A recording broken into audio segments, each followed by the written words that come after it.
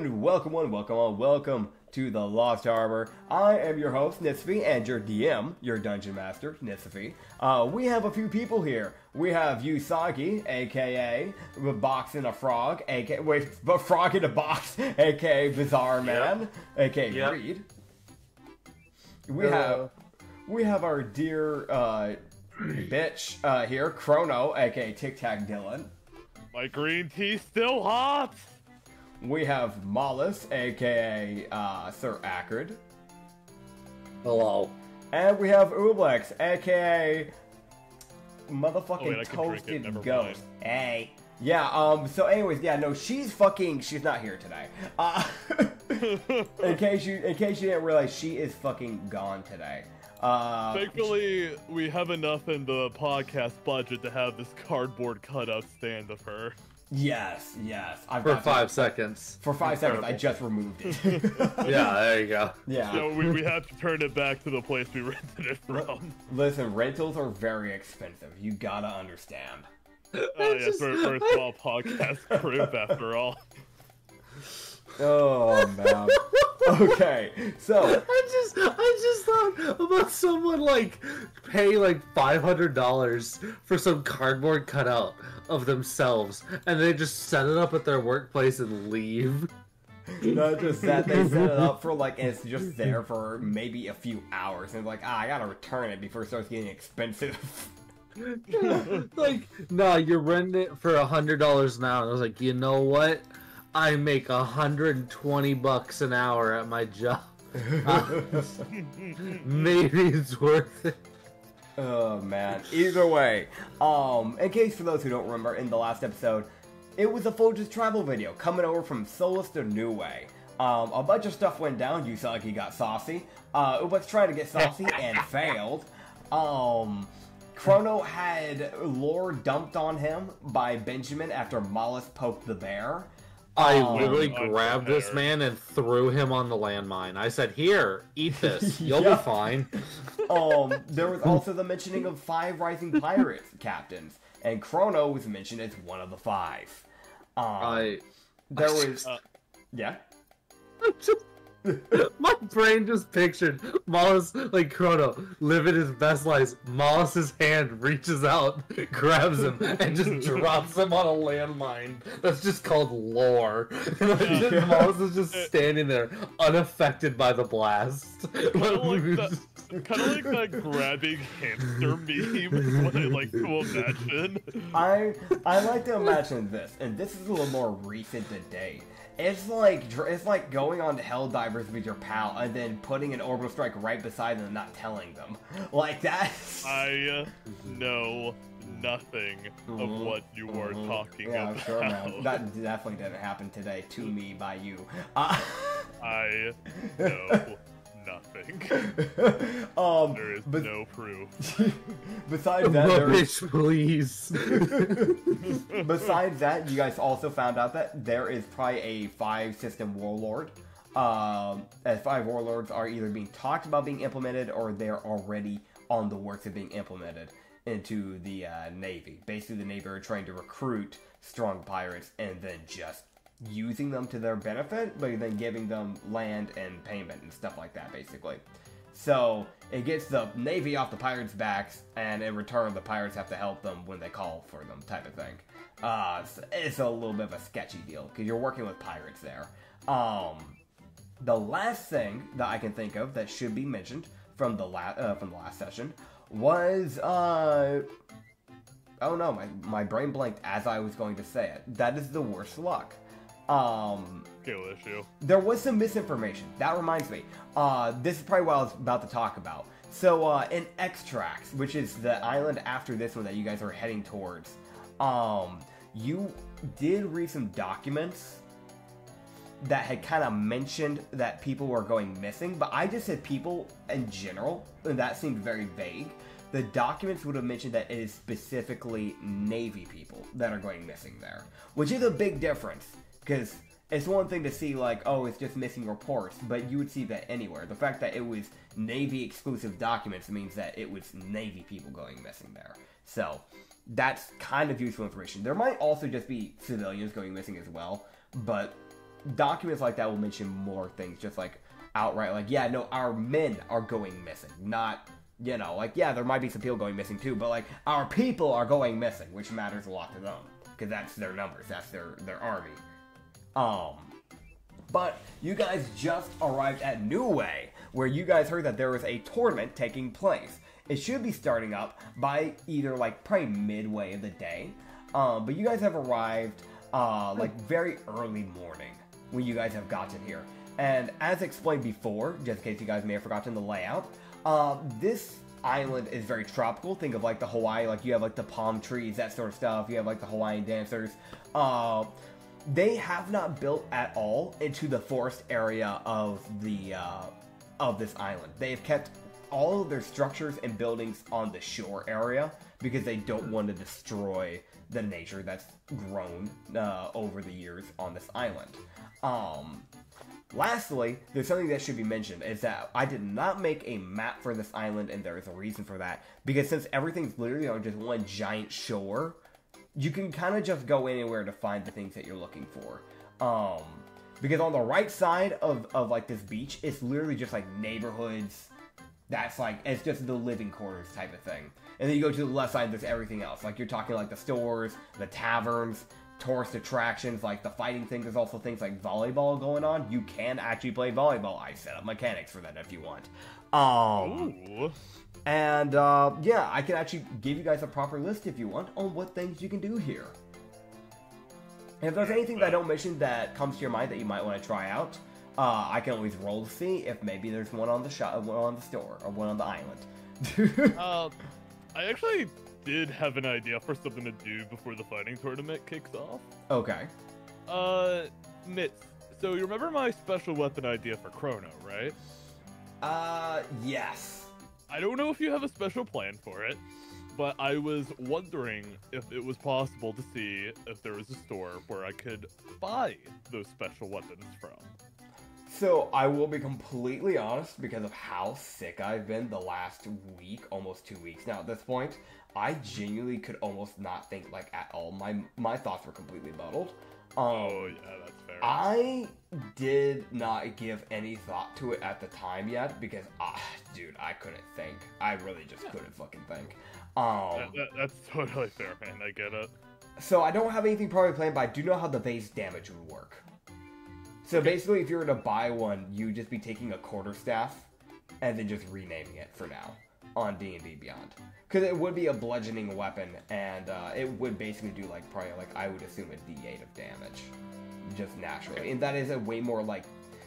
From what I can tell, the type of weapon that you're talking about is way more of a dex-based weapon than a strength-based, I'll be completely honest. But because you're a monk... that doesn't fully apply to you, because you can just use whatever modifier you have a higher one in, so you're fine with your strength-based skills anyways. Okay. Yeah, that sounds good. Yeah. So yeah, there are like, well, there's not really a proper weapon store, but there is like a trinket shop, and you can probably get something like that over in that area. Got it. So you can head over there. I'll give you guys the list of things you can do, and just go from there. Just make sure that you sign up for the tournament before it starts, because otherwise then they can't get you in. Actually, that's what I should probably do first instead of shopping. Fair. Now that I say it out loud. Would you say Usagi, by the way? That is. Well, I'm gonna sign up for that tournament immediately when I get there. Hell yeah, because y'all just arrived. Because I want whatever. I assume Nekomanda's already left, because of course she would. Yeah, as soon as you guys docked, she was fucking gone.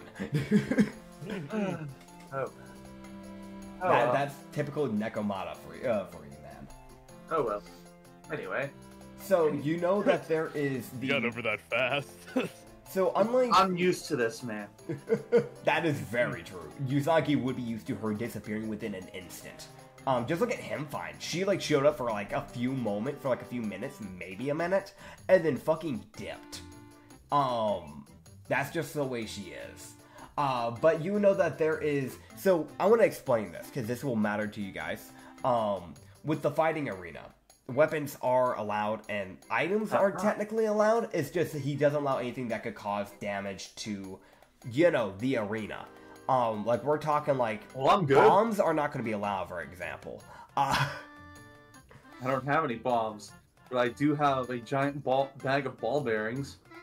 I mean, that wouldn't damage the that wouldn't damage the arena, but also keep in mind that, like, this is also the thing that will come into mind with this, is that this arena isn't massive. It's not a gladiatorial arena. This is more of almost like a boxing arena type of setup. So, like, going up to this building, it's like a pretty decently sized building, like, kind of constructed out of, like some type of wood that they've used off the island. Okay. But think of like I don't know if you guys have ever actually gone to a boxing fight, but those buildings normally have like 3 or 4 stories where they have like areas for like the fighters at, where they have the arenas at, and where they have all this other stuff going on. It's basically just like one big block, but when you head in there, there'll be like a small like boxing arena that's like maybe 15 or 20 feet like big in there. Just giving you a heads up. Right, I should give you the list. So you have the tournament building. You have the Oceanic Bell Tavern. You have the guards' quarters, which I don't know why you would go there, but it's there. There is the shopkeep. It is literally just called Omosa's Wares. And then you have a library.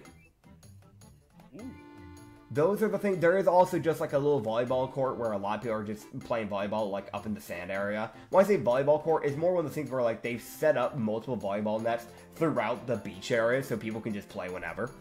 So, yeah.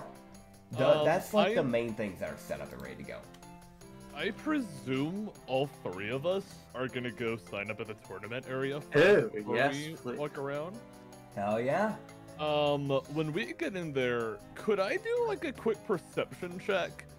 So there are 2 things I want to look out for. One, is there like anyone that's clearly main character energy? Or 2, is there any like notable pirates to be aware of during this tournament? Roll me a perception check. Oh, Gotcha. I'm just looking around as I'm walking. So yours is a passive then. That's a 9. Probably. I'm looking at. I'm gonna roll perception to find out if there's anyone in the Navy. Yeah, go for that. Around. What was that? What did you get, Chrono, by the way? 9. 9. Yeah, you're not really noticing. Like a lot, like you're seeing the comparison. It's not a big tournament, by the way. Like you can see that there's only like 4 brackets.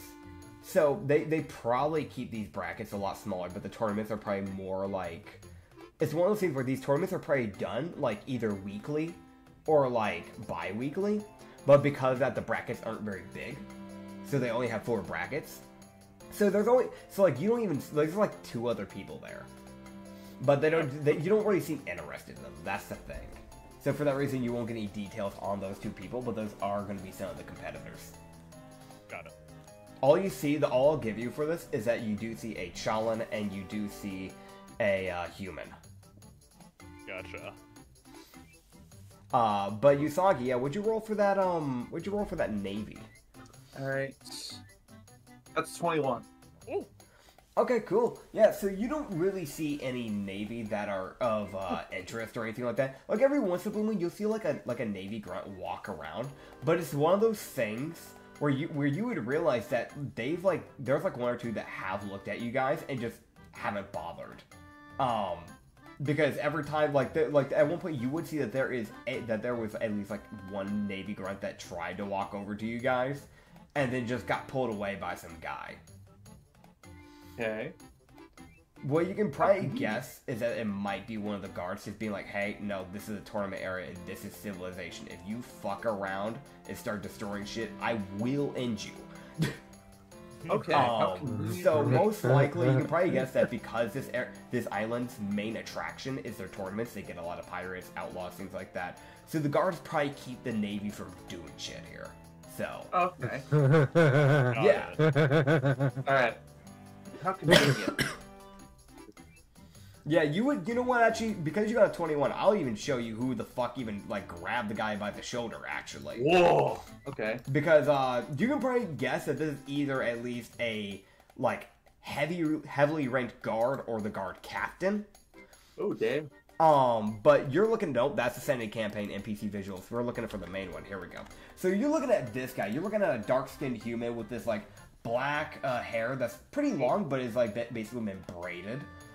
He has his black beard that's a little bit more on the bushy side. He seems to have this, like, golden head accessory that kind of, like, angles backwards, almost like a horn of some sort. He wears this, light, like, forest green armor. Like, leather armor that basically kind of goes over this, like, lighter, like, black clothing that he wears underneath it. It has a few, like, little random golden decals going around it, but that's basically who you're looking at. Pretty dark-skinned human. But yeah, you have just seen him basically just grab that grunt, and it's one of those things where you could tell it was a strong grab, because it's just an immediate, oh fuck, and just an immediate stop. There was no slip of the hand, like getting slightly out of the grip as he could try to walk and eventually get stopped. No, it was an immediate, fuck, I'm not moving, type of thing. Alright. Alright, if there's nothing else to do here for the time being, I am going to go buy me that weapon. Hell yeah, you guys would sign up, and you're going to try and go look around for that weapon. I'm going to go grab the image of the shopkeep, because that does matter. Also, I want to mention this guy is known for, like, just, like, miscellaneous wares. So, a lot of this stuff isn't weaponry, but default weaponry, they're, like, just, like, a basic longsword or something like that you can get easily. But his main thing is trinkets, so if you want to look for any trinkets, you can, but I will send, the guy of Amos's trinkets into the NPC visuals, as Amos is currently working there. This is the guy that you see. It is a light, it's like a mixed skin, but technically a dark skinned human, because there's, but it has these, is that yellow? Yeah, I'm gonna say yellow. He has these yellow eyes with like this dark brown hair that's kind of like curly. Not quite into an afro, but honestly, if it coiled up anymore, it would basically become an afro at this point. It's pretty messy hair. But he has these like golden earrings that kind of hang around. They start off as a loop and then they have some type of like curve, almost like an arrowhead on the end bit. He's wearing this like cardigan that's like this like beige. But the left sleeve is red and the right sleeve is blue. It's like an oceanic blue and a burgundy red almost. With these just black pants, basically. And just a bunch of golden jewelry on both hands, on like both arms. He has like a bunch of like bracelets and rings, and yeah. As you're definitely and most obviously dealing with immersion here. Gotcha. Alright. Now, do you want to... Just gonna walk up and just be all like, hi, I don't suppose you could help me look for a specialized item. What type of item are you thinking of? Shoot, Sorry, I used to use it a really long time ago as a kid. It's, what was it called? I think it was called tofu or something? And Chrono tries to make, like, a really... You know how, like, some people try to sketch, like, what someone looks like with their fingers? Yeah, he tries to sketch of what a tonfa looks like. Yeah, okay, yeah. Yeah, so he kind of get, like, a vague idea. He started kind of, like, searching through, like, the back area, trying to get an idea. He would just go, I normally don't carry much weapons, or many weapons, but I think one of my blacksmiths I used to work with in the past, I think he made some of these. Let me just... And he just rummages for like a good like 15 minutes, I'd say, of just looking around, because these are definitely not a common weapon. But he would eventually be able to pull out like a pair of tonfas. Yes, the tofus. That's exactly it.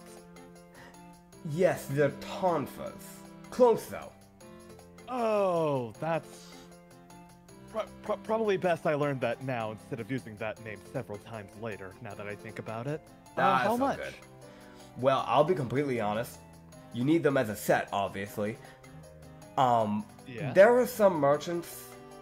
Just a heads up, because I don't know. I don't know if you ever plan to get any better ones than the basic ones that I have here. The best way I can put this.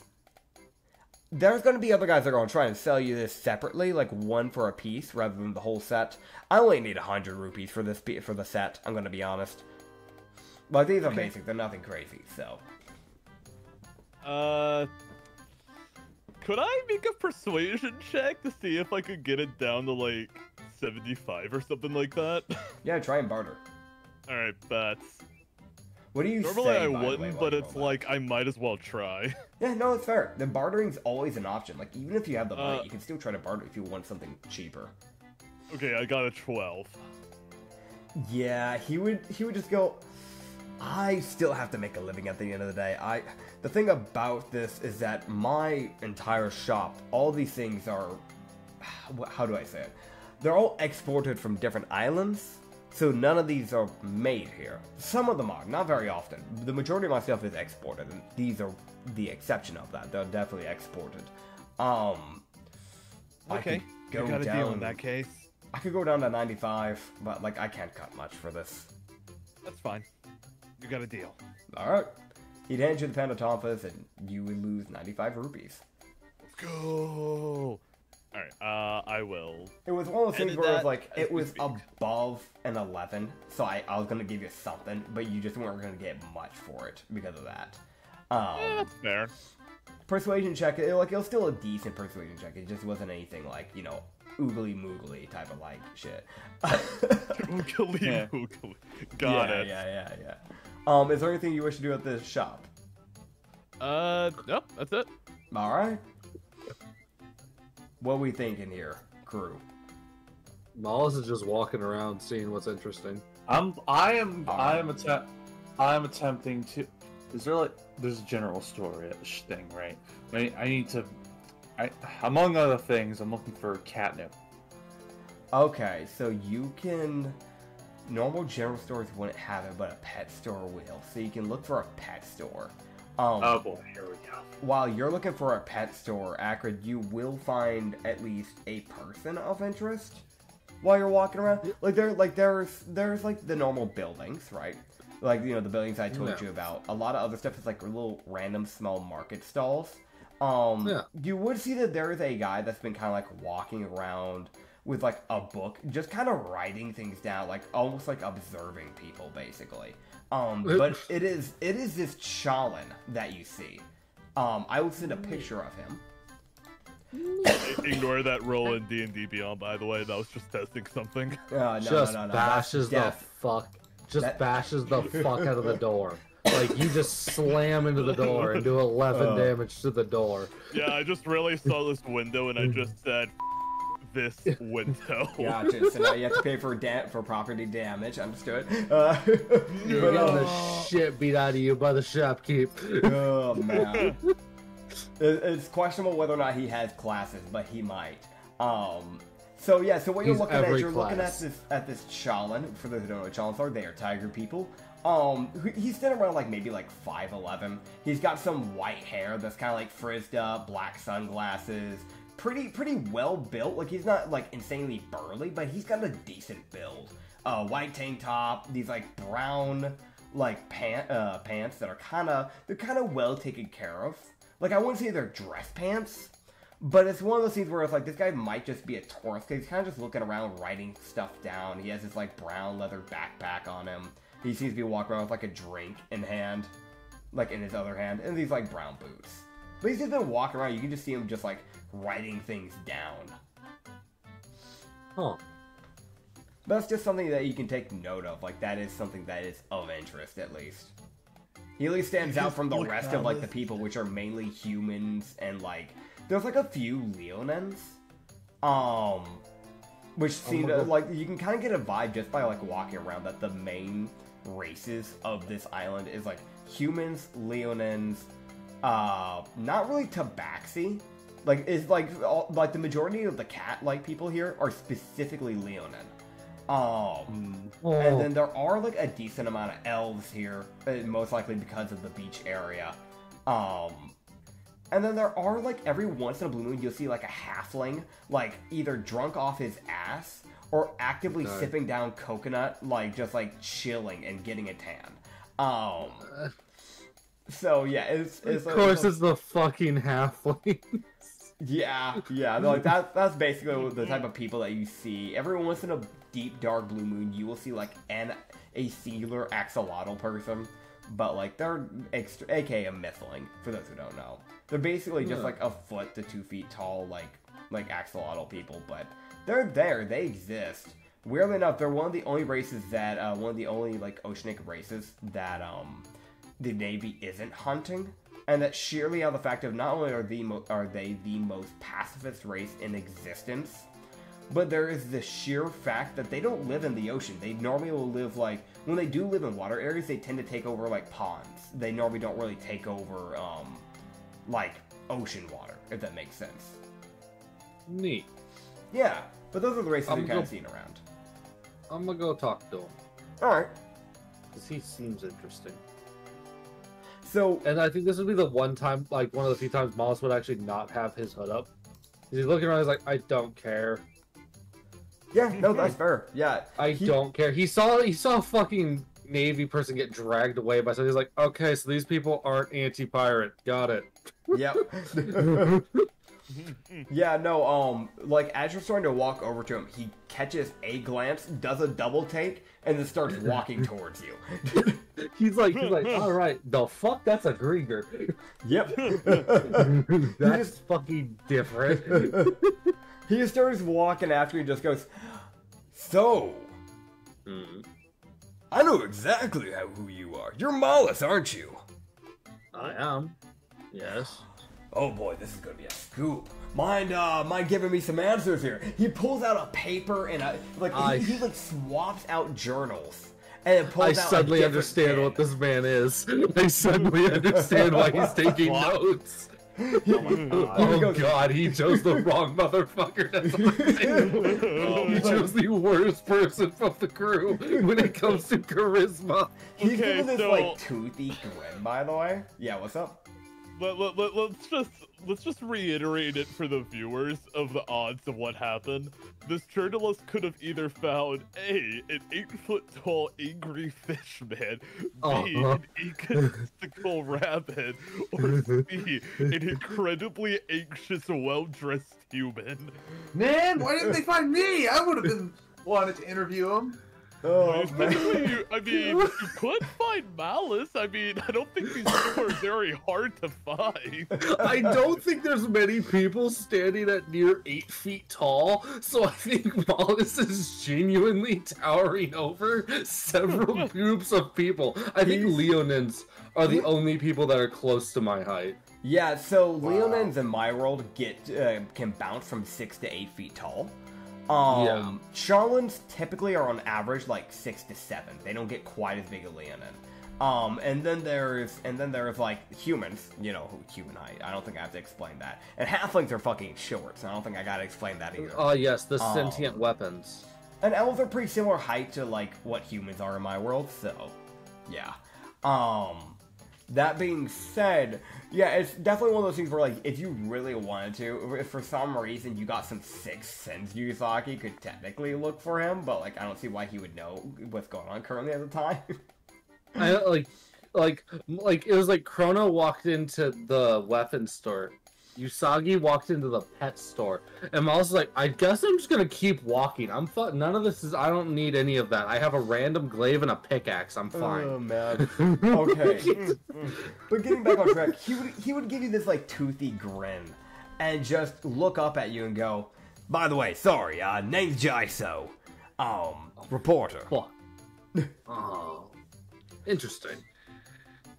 So it's not very often that I can actually get a hold of pirates and actually get to talk to them face to face. Normally I have to stalk them, track them down, take pictures of them while things are going on, and then run.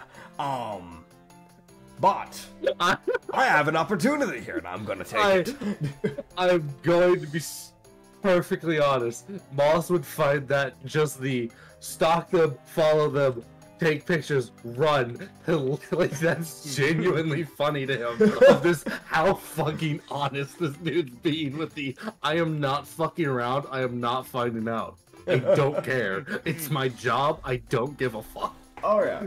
Here's go. I'll be bluntly honest, because that's what I always am. I work as an exclusive news reporter. I don't work directly with the normal news lines and all that sort of thing. I run my own business. I run my own news agency and all that. Because the fact is, a lot of them are rather corrupt. They want to take the Navy side. Fact is, the Navy has hid stuff. There's a reason why our history's missing, and I want to get to the bottom of it. So, I want to document everything that's happening so they can't do that again. That's where my thing comes into place. So, tell me a bit about yourself. I mean, after all I know, and all that the public knows, is that suddenly your people are being hunted out of the blue, and next thing I know, you, which I've kept tabs on you, I'll be completely honest, I saw what happened at Himfine to a degree. I saw the ending bit at least. I saw you, get murdered. I saw your captain get murdered, and then come back. And I likely got to watch you fight a captain, along with a Furbolg. Yes. I'd like to know your motives. Well, for my people, I'm from the Hellchain Islands. Ooh, okay. He's like, I want to mention, as soon as you say a singular word, he's writing it down word for word. Yeah. He's like, I'm from the Hellchain Islands, and my hive wasn't really doing things other than eating the normal things of keeping Anglarians in check and getting food when required. Next thing we know, we're being bombarded by Navy ships and they're fucking everywhere. Alright, gotcha. So Navy is possibly racist. Unreasonable attacks with no logic involved besides pure fear. Driven by fear. Driven by fear. Fear. Add some more fear in there. I then, through difficulty and annoyance, followed a captain who was a part of the raid down to the first island we started in was Hempvine, correct? Yeah. So you started off in Whiteside. That's where you broke out at, and then the first island you traveled to was Hempvine. So Whiteside's where you met Chrono. Is that also where he got knocked the fuck out? Technically, you got knocked out when you were in the Hellchain Islands. So, okay, I'll correct that, because I didn't actually know that bit.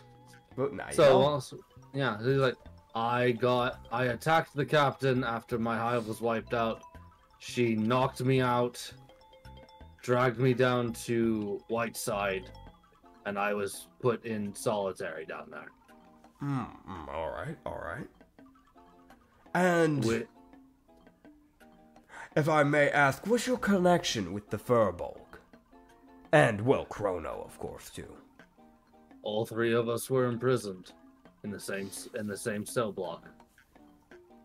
Gotcha. Do you know why Mr. Benjamin, what was his full name?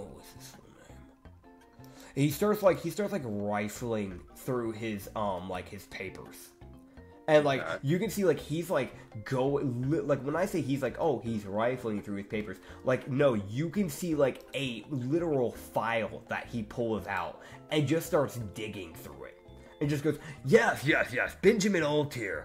Do you know why this guard in specific helped you?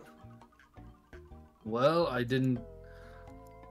Well, when we heard the sound of someone walking down into the cell block with us, and began speaking to Benjamin. And he basically told Benjamin that it was either he opened the cells himself or he was going to open them. Alright, understood. So, essentially forced into escape. He was forced into letting us out, and after he did that, he was basically forced into going along with us. Understood. And he's just this will go on for a while, but it's basically he just kind of is just regathering the information, and he's just he's writing down the whole fucking story. Oh yeah. And okay, imagine. Yeah. I just thought of a bit really quick. Mm-hmm. Yeah. Oh god, here comes Chrono. Don't worry about it. Okay, so at some point, Chrono, while just kind of exploring the town, would probably notice Mollis in this new person, and he would just kind of approach them, being like, "Hey, everything good, Malice?" Well, yes, it's fine. You see him start muttering, "Alright, so Chrono walks over." Oh yeah, I believe that. I 100% believe that this motherfucker's I'm a historian. So, Chrono, why did you freeze the island. Oh god. Okay, Chrono just kind of stares at him for 2 minutes straight. Oh He my god. lifts his right hand and a gear suddenly forms and he just says, Oh boy. rewind. And he rewinds time before he walked to see how Malice was doing. Oh my god. Great, awesome. Okay, so yeah, so Chrono disengages. Understood. New time fruit power. Time disengage. I'm disengaged. I'm just no. Not my problem. But yeah, he would, like, at the ending, but he would finally get to you and just go, alright, well, I've wasted enough of your time. I do appreciate that. Let me make it up for you here. It's only, you know, it's only fair that if I, you know, took up some of your time to get history, which is something I don't get very often, well, I might as well give you something in return. And he digs into his bag. He, like, takes off his bag, digs into it, and he pulls out a potion. And it's a very weird looking one. You just go, this has got to me out of very sticky situations. So this might help you out a bit. And he pulls out a one called the Outpost Potion. It creates a safe zone by pouring this potion around your camp or resting area to create a magical barrier that allows allies to enter while blocking out hostile beings. Lasts for one long rest. That's wonderful. I'm keeping that. That's mine now. Yeah. If you get tactical with that, you could use it in some pretty funky ways. Nice. But yeah. He would walk off and just start, like, going over to different areas, trying to get a hold of different people, and just starts talking with them, basically. Chrono would time it. Pun. So after he leaves, he approaches Malice and says, that reporter's a little too blunt, if you ask me. I appreciate it more than anything. Chrono just kind of like flashed the time gear for a minute to kind of insinuate that the reporter asked him an insensitive question earlier that he rewinded. Got it. It's just the most like Molly's just like he looks. He's like, oh, okay. I'm not aware of anything changing, so I mean, Wow. that's how the powers of time works after all. Oh, man. I mean, to be fair, with the reporter asking that, it's probably more of him wanting to understand whether or not it was actually fucking true, because manipulation from the public is a thing, especially from the higher-ups. Dude.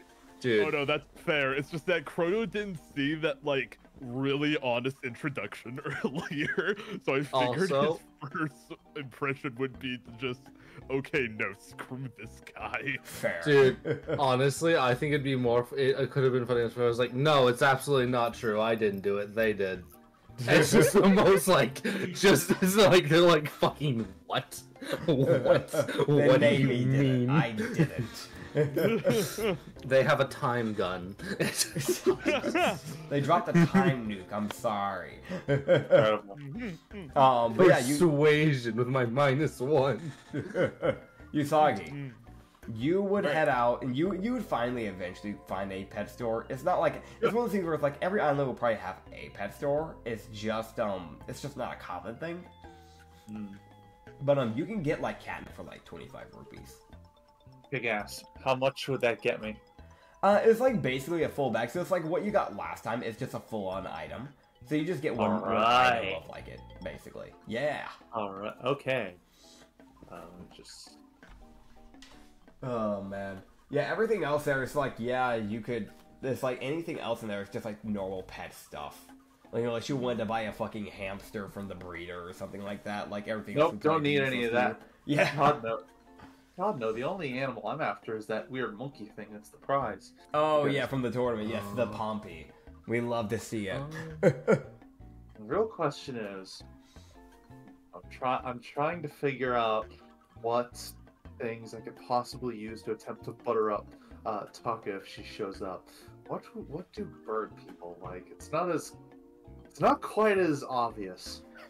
Yeah, that's something you gotta figure out as a player and just kind of like openly guess. because Taka wasn't really someone you got to have. It's that weird thing of like you had off and on interaction with her, but you never actually got to hold a conversation with her. So it's a weird middle ground of like you might honestly not even know what she would like, which is the rough area of that. Okay, well, I'm going to get... She's a pheasant, right? Yeah, she is a pheasant. I'm just looking up the thing real fast. Hey, shopkeeper, do you know what I could get to make a bird person fall in love with me? It's not... God, just like, yeah, you ask the human. I don't... Flowers? Be a decent person? Oh, damn. That's a fucking deep cut. That's a burn, man. That is a fucking deep cut. I want to mention, like, it's the most, like, you look at it like, thank you, Mr. Serial Killer. You fucking, thank you for, you do not know. You have no ground. All of your charges on why you have a bounty are murder. Like, shut the fuck. What else can I pick up? I don't need another weapon. I got a nice sword I got a nice long sword already. Oh, I know. Yeah. I need to look at katanas. Ah, katanas. So yeah, you can come back to him. Now, I did mention that any of the weapons that this guy has here will basically be like default. They won't even be a +1. They're just like the default weapons. So you could get a katana, which is technically just a longsword. Yeah, but it wouldn't be any different. Okay. Yeah, it just wouldn't be any different. They don't have any proper blacksmiths here, mainly because of the fact that they don't want to mine from the island because they don't want to harm the environment. Basically, they're very like environment friendly at this specific island. How disappointing. What else? Besides that, I mean, like, again, it is a trinket shop, so if you did want anything random, like, it is, like, to give you an idea, one of the things that you can find is just a literal bottle of water called an elemental friend. You just open it, you just get, like, a water fish. Like, that, like, that's a thing. That is an item that I have. I'm going to be looking at the I'm going to be looking at those trinkets then. Fair enough. This is like last time we have to roll for it, right? Yes, you would basically roll for it and just kind of look around. If you have anything in specific for, like, random items, you can throw it to me, and he might have something similar to it. Think. He has potions, he has, like, little random party trick items, little things like that, basically. He has a few, like, random ring stuff as well, so... Any kind of thing that would grant any kind of charming effect, basically. You never know when you might need that to get past like guards or something. Charming effect is what you said?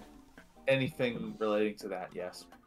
I will not make you roll for this one right now, because I will go ahead and tell you right now that I do not have any charming stuff set to the side in this Okay, shop. fine, then I'll just roll random stuff and see what I get. Okay, gotcha. I figured. Okay. What'd you get? Let me roll. That's a 3. Damn, Wait, what was I supposed to roll again? It's an investigation, technically speaking. Oh. Okay, let me roll it again. Yeah. Forgot. Okay. That's an 11. Alright, with an 11. You would find, like, one item that might stick out to you a little bit. And it's just, like... It's this wrapped piece of like, chocolate. The reason why I mention it is because it has a very specific, like, design and look. I will send a picture of it. It has, as I send this, and I grab it for you here, it has this, like, little, like, red wrapper that on the very, like, middle of it has this, like, beige line that goes down it. It has this blue, like, emblem down the middle of it that has, like, this, like, bat with, like, a ring, encompassing the bat, basically. Hey. So there's this little, it's branded as dark chocolate. You don't know exactly what it does, but I can at least give you the idea that it'll probably perform some form of healing. Convenient. Okay, I'll buy that. Alright. Yeah, it is only, and I'm pretty sure, let me double check here. I'm pretty sure it was only like 50 rupees, but let me double check that I had the pricing right in my head. Yeah, 50 rupees, that's all it is. 50? Okay, sure, Yeah. give me that. Alright. Hell yeah. Yeah, so now you have chocolates. It can heal you for 10 health. Okay. And... But yes, is there anything anybody else wishes to do before the tournament, which happens like basically mid-afternoon? Do I want to play volleyball before the tournament? Do you want to do volleyball? Good lord, no. Good lord, no. I think my... You can always grab people from the crew as well to play with you. Because, like, there's always, like, you can also go against, like, basically build a team for the volleyball. And then from there, you can go against people that are locals here. That is an option. Tell you what, let's do the tournament first. Okay. But let's put a mental pin in that, because that sounds hilarious. Hell yeah, dude. Alright. Also, one quick thing, when I added the Amulet of Kikas to the inventory, I forgot to write down what it did. Yeah, you don't know. Oh. The Amulet of Kikas is, as far as you know, is just an amulet. You don't know much else. Okay. But yeah, you know, it could probably sell for a decent amount. That's really the only thing you know about it. Okay. You kind of grabbed it for, if I remember correctly, you grabbed it because of the value for it. Like Yes. Because it's like an amulet has like a good jewel on it, so like you could probably sell for like 150 or something like that. Okay. Or if you wanted to, you could hang on to it for whatever reason. I don't know why you would, but you know, that's an option. I'll sell it after the tournament. Fair enough. Just in case I need money for like medical bills or something. All right, fair enough. Okay, Oh so boy, here we go. you guys are gonna hop straight to the tournament. Now, Let's remember our deal. Yeah, the deal. All right, yeah. I should mention, by the way, one last thing. So the tournament goes for technically 2 days. You guys will have the main bracket in this day, and then you'll have a long rest. So that way, the next day you come in, you have like whoever is still, you know, in the tournament has full health. Just let you know ahead of time. So it'll give you guys like basically some time to like do some fights, and then kind of like rest, kind of do some more jokes and goof around, do whatever you want to do, and then come in the next day for the final bit. Yeah. But yeah, also I want to mention, I'd say this probably happens with Chrono, most likely. Karori would walk up to Chrono, like right before the tournament, maybe like in like an hour before the tournament. She would just kind of go, "Hey, Chrono, have you seen Ublex by chance?" Oh no. Oh, yeah, He's not on the ship, and he's not anywhere. Wait, actually, come to think of it, I don't know if I've seen him at all today. Oh no. He told me yesterday, like last night, that he was going fishing. Tell you what, I think Ublex would be fine. They don't strike me as someone who would be, I don't know, kidnapped or something like that. I don't think that. I'm more afraid that he may have fallen off the ship. Well, Oh boy. Chrono's really not sure what to say here because it's like he still doesn't know Ublex that well, so he doesn't know. Why the smallest? Why does he just find this funny? He doesn't know what to say to like help her calm down. So he's just like, I'm so glad Wallace is not the one dealing with this. She'd just be laughing. maybe it's like a cat. Maybe like give it some time and they'll find their way back. Maybe. Oh my god. Yeah, maybe that'll work. Oh god. Okay. I will figure that out. This poor half-orc has to deal with this bunch of delinquents. I mean, it's like the one person that has like probably high intel besides Chrono here, so it really is the most like, fucking hell, what did I sign up for? I'm smarter than the commoner, but not by much. Yeah. Alright, well, understood, Captain. Maybe he'll show up later. Captain? You're the captain. According to the newspapers, one of the 5 rising captains. Oh. Well, I mean, we never really talked about I that. think the media dubbed you as that. I don't think that's changing. bitch. The media. Suffer, bitch. They say a lot of words, not necessarily all true. You know. I like to think like Captain, his you gotta nervous stop lying. sweating increases as he talks. Like it gets worse and worse. Listen, you're the captain. That's how this is now. You formed a pirate crew, and well, now you're being recognized as a captain. So, captain's orders. And she just walks off. Okay, is Malice near them? I'd imagine. Okay, Chrono would just kind of like turn to look at Malice, and he'll just mouth something that says, "Help." Malice is just gonna say to him with telepathy, "How? What do you want me to do? I can't fight the media." Chrono just mouths, "I don't know." I don't know what you want me to do, buddy. It's just I definitely would imagine Mollis heard Ublex fell off the boat, and it's just the most facepalm of God damn it. There's not a sound, nothing. But in his head, he's dying of laughter. Cause he's just sitting there like, how? Fucking how? How do you fall off the boat? Oh man. Okay.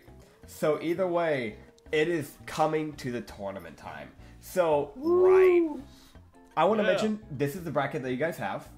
The first fight in line. I'm gonna pull this up because you guys would know the names of your opponents. If Usagi versus Malice, I'm gonna laugh so hard.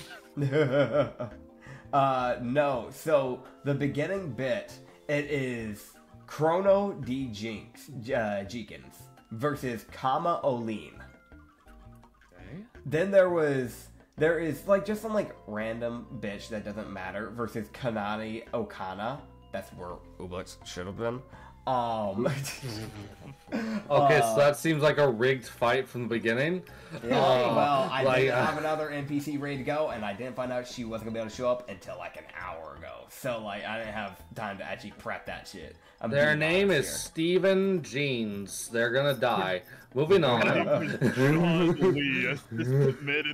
am I up against? You know what? It's fucking John Deere versus Kanani Akana. Okay. Then I want this man to throw a tractor. I want this man to be wielding a tractor. you have Usagi versus Mili Kahale. Whoa. Yup. Whoa. And some of these people might be locals. I want to mention for all of these opponents, I have used Hawaiian names. Fun fact. And then you have Malice versus Pua Palila. So those are your opponents. The one thing that you know about it is that Chrono, you're fighting a human. You would know that Usagi, you're fighting a Leonin. And oh boy, Malice, you're fighting a Grung. Oh no, I'm gonna get poisoned. This is a problem. This is a frog. I cannot touch him. how this is gonna go depends on one very specific thing. Wow, I get the human and Ethan is missing. Man, I might have a shot. Oh god. Problem.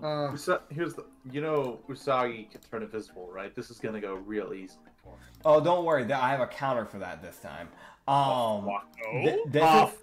They're very easy counters. This is something that you'll start realizing as this campaign goes on. But there are actual counters to invisibility and things like that in D&D, including with the way we homebrew stuff. So just be ready for that. Like, if you're next to Malice, he'll know where you are if he does a certain thing. Yeah, he does have a specific way to actually, like, locate that sort of stuff. Yeah. By the way, recommendation, I'm going to put everybody, make sure you get your Roll20 up. I'm going to put everybody... Oh, shit, right. Yes, that will be needed. I'm going to put everybody on their stuff. Make sure to update your health. Got it. I think Chrono and Malice is up to date, but I don't think Usagi never put a health bar on his. Good. Wait, what? Yeah, I did. One Wait, is the second. crew watching the tournament? There it is. There it is. But yeah. As the Apparently my music will browser is begin- unsupported. Yeah, the browser is unsupported. Why is it unsupported? What is that? I've never seen that. I don't know. I don't like my browser, and guess what? I don't care. As long as you find a way to get onto Roll20, that's what matters. But yeah, as you begin your fight, Chrono D. Jenkins. Oh my god, it's fucking Street You Fighter. may Okay. eye to eye. You guys will be in corner. You'll be starting corner to corner. Here, as you're looking at a pretty well-tanned human, I'm going to get the picture of him. As you're looking at your opponent, Kama Olim, and you can hear this voice booming, the narrator's voice booming. But this is the guy you're looking at. You're looking at the guy in these he's not bothering with a shirt. He has these like black gloves on with like these like orange emblems like on the backhand bit of it, and these black shorts with some like light orange like design like around like the rim edges of it and around the side of the legs basically. He has this like pretty spiky brown hair and these like emerald green eyes, and he's just looking straight at you. I want to mention, by the way, this dude has no weapon on him, and he's pretty fucking muscular. Oh. And he is smiling aggressively. And he's jumping like he's basically bouncing side to side, basically pushing his weight, kind of just warming himself up. Basically just fully loosening himself. And Okay. Yeah? Oh, sorry. No, Okay, go for it. Chrono's really not exactly sure what to make of his opponent, but he takes his newly purchased Tonfas out, and he just starts kind of just like getting used to them again, since that was a weapon that he remembers growing up with. Just Okay. trying to recall some of like the movements with it, essentially. Yeah. Alright, yeah, so he's just trying to like remind himself on how to use it properly. Completely fair. Alright, so let's just kick this straight into action. You'd hear the narrator go, on the left side of the ring, we have Chrono D. Jenkins. And on the right side of the ring, Jenkins? Huh? Did you say Jenkins? I literally cannot figure out how to say his name right. I'm gonna be honest, I thought it was Jenkins, and because he's never said his name out loud until literally this session. Oh. And I've said it I've said it like once or twice, and I was never corrected. So I was like, it's Jenkins. And he was like, no, it's G-Cons, or something like that. I'm like, well, okay. Okay, that's fair. It didn't really bother me that much. Yeah. By the way, your crew is indeed watching, like, within the stands with a bunch of other people. But yeah, basically, he would just announce both people, and then the bell would ring. Go into roll initiative. Chrono just kind of mutters to himself. At least they didn't call me with that cursed nickname, the Titan of Time. You would also know Oh that my a lot God, of people have that's a dropped that 21. specific nickname. Also, what? Oh my god, I got a 21 on initiative. Nice! He had a 16. So you will go first. Okay, I'm not gonna lie, I was kind of hoping he died. This is not my first PvP. I was kind of hoping the other guy would go first, but oh well. Okay.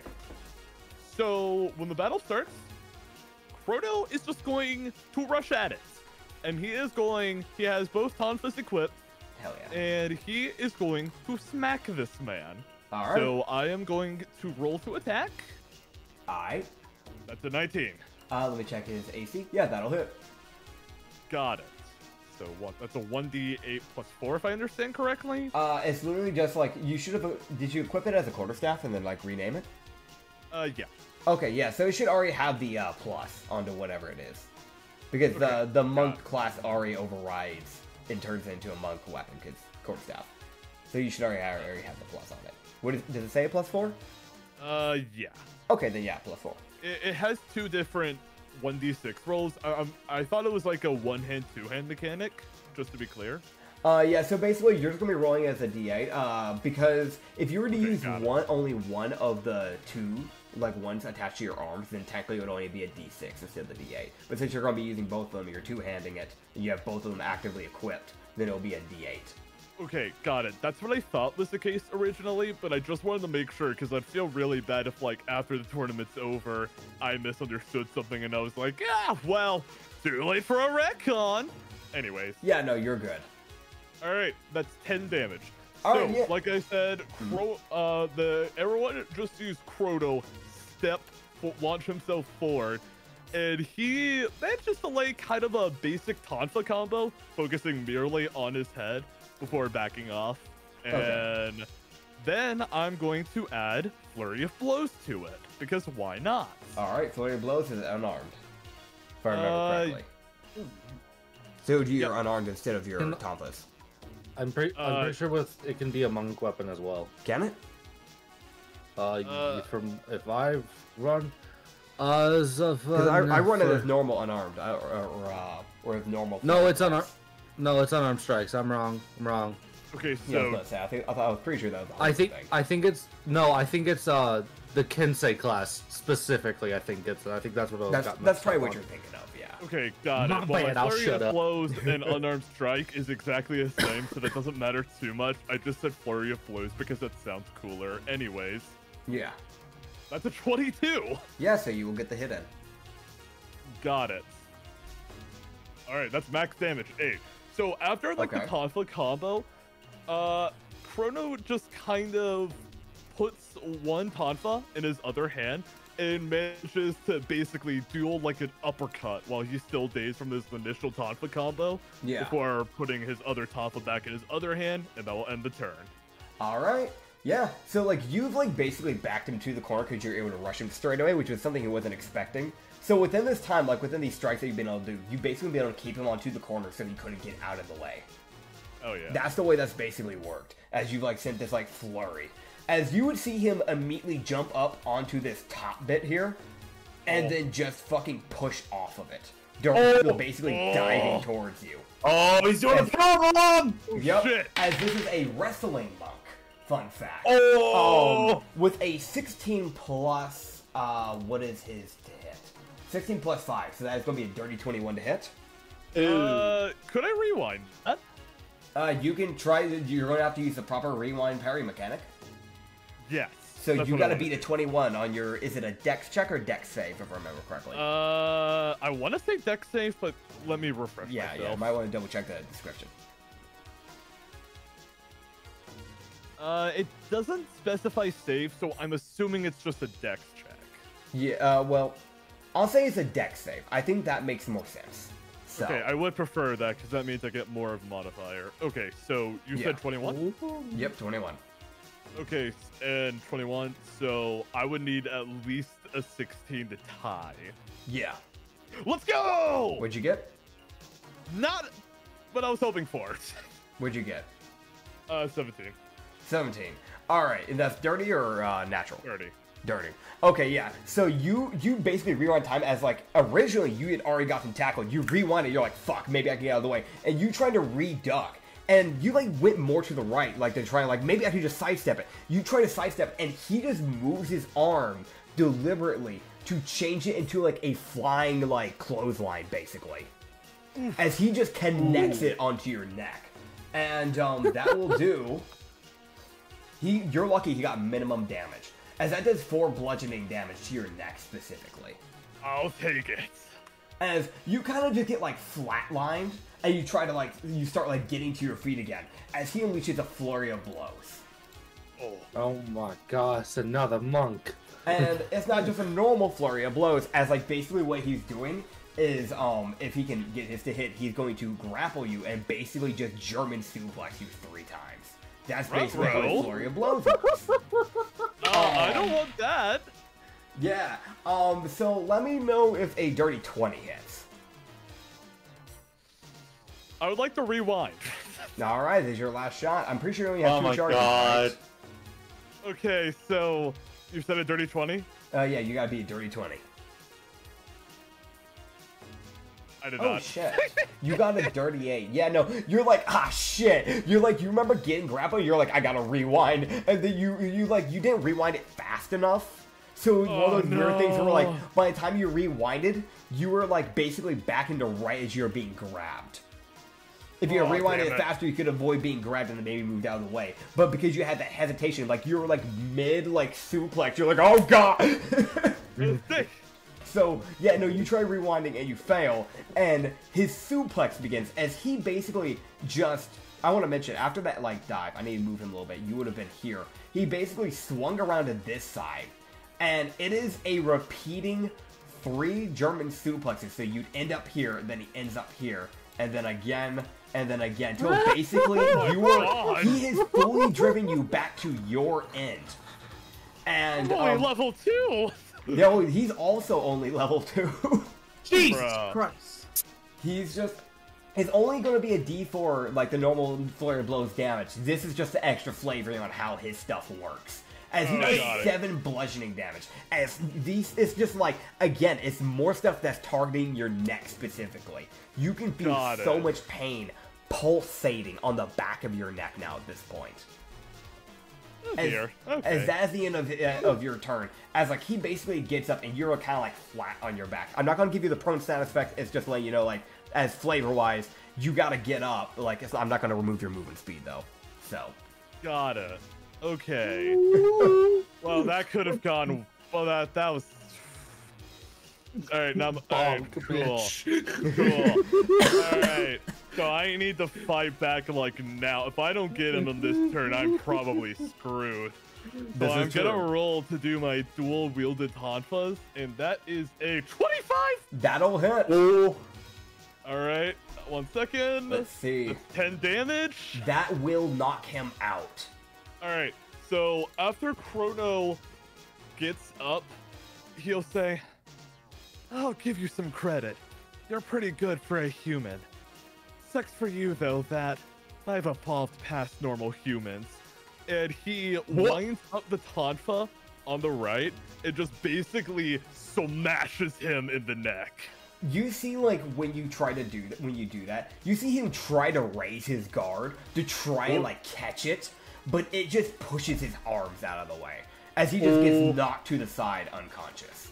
Ooh, let's go! And that is the first round. As you hear the announcer, basically, like, there's a dead silence. You see the ref kind of, like, run up. It's this, like, goblin in, like, a black and white, like, striped shirt. Just run up and just go... Winner! Okay. Chrono smiles a little. He did enjoy this. Hell yeah. We love goblins. We love goblins. Yeah, you see the goblin just kind of drag Kama off to the side. So, yeah, that is the first match. As Chrono, you have won your victory. You will be moving on throughout the tournament. Go! Next up is the lady. I'm not gonna, like, fully get into the fight. I don't know if your characters would even care about this fight, because none of your crew is there. But, like, the one thing that, Mollis is watching. Mollis is watching. Okay, so I'll mention, like, I'm watching. Okay, Yeah, I'll watch, too. brother. I'm not Come on, moving. I'm just DM. watching people get beat up. It's funny. Fair enough. Yeah, so you would get into this fight, and you would see, I'll go and pull out her picture. Chrono, you know that this is most likely, if this person wins, it's great. She's gonna win. I'll be bluntly honest, at the DM, she's gonna win. Rigged from the start. Because this was supposed to have been okay, listen here, sir. So you see this Rigged lady. from the start. This was the human that you saw in the line before. It is this, like, pretty tanned lady with this, like, blonde hair that's put up in, like, a, like, very messy bun with bangs that kind of go to the side. Kind of like dark brown eyes, and this, like, orange crop top, like a very light orange compared to, like, the vibrant orange the guy had. It's like a light orange crop top that she has, sleeveless. And then she has this, like, baggy, like, Japanese streetwear type of, like, pants. This is the best way I can describe it. But again, it's that very similar orange. She has, like, a few random white, like, floral, like, big, like, flowers that kind of go around it, but it doesn't really cover much of the pants. There's, like, just, like, a few small, like, a few little random spots where it just has a random flower on there. And she wears these, like, I cannot think of what these type of sandals are called, but they are normally used more in, like, samurai times, but think of, like, the black, like, default samurai type of, like, sandals, essentially. But this is the lady that you're looking at, and she does have, like, a, like, black sword that she seems to keep sheathed throughout this entire fight. But, literally the way this entire fight goes is you see that the other guy is just this farmer. It is, like, you're looking at this, like, dwarven farmer that's, like, just come over. And when I say, like, like how much farmer we're talking here. Like, he didn't even bother to get out of his overalls. Like, he's still wearing these, like, dirty overalls that have, like, mud all over it. He's still got, like, this little piece of wheat in his mouth, and it's, like, this, like, hat, this, like, cowboy hat that he's, like, wearing on his head. The round starts, he tries to charge, and immediately gets sent back into the corner with an Eldritch Blast. Which is then proceeded to get comboed with her pointing a finger at him, and you would hear bells begin to ring throughout the arena. As you would see him, like, basically try to get up, hear the bells begin to ring, and then just collapse. As that is his entire fight. Oh, this is another strange opponent. Oh boy. Oh, and again, the announcer would just announce that she has won. Next up is Usagi. Oh, you boy. are into the fight, my dear buddy. sir. And you can go ahead and let me grab your little icon. There we go. As you I guys see are- eyelash. Oh, Oh. great! I see eyelashes. Yep. Ah, This is Usagi. a woman. I Remember. know. damn Don't it! flirt. Do not flirt. So, Report after the match is over. oh man. So you see Leonin. She has this like very like technically it could be considered a mane, but it's basically just hair. But it is like Okay. the beginning core of this hair starts off as almost like this dark brown, and then it like slowly starts to fade and become more of her like natural, like very light brownish color similar to her fur. Her Okay. fur has this, you know, this like I said, this light brown, but has these like a few like random like speckles, almost more like a leopard. But then she has Okay. these like on her tail, she has these like stripes, which bounces between that light brown and that dark brown she has in her hair. Okay. Pretty fuzzy tail. Like if she let it just dangle, it would basically be touching the floor. But she has this like white undershirt that is like pretty baggy and has long sleeves, and then over it is this like sleeveless dark like black. I say like a dark green, almost like a blackish type of like turtleneck with like no sleeves. And then she Okay. has these like black pants, and like she has some like leather strappings. One being like a pouch on her right leg, like near her like thigh area, basically. And then like the satchel that kind of goes around her. And she seems to be holding a staff. The one other thing is that something that you would notice is that her eyes are silver. I know the image that shows a different color, but her eyes are silver. Would I know what that means? I know what that means. Tiki. No, I'm saying I probably wouldn't. Right? I mean, you can roll if you want to. You could roll an intelligence check. Fine. I'll do just that. All right.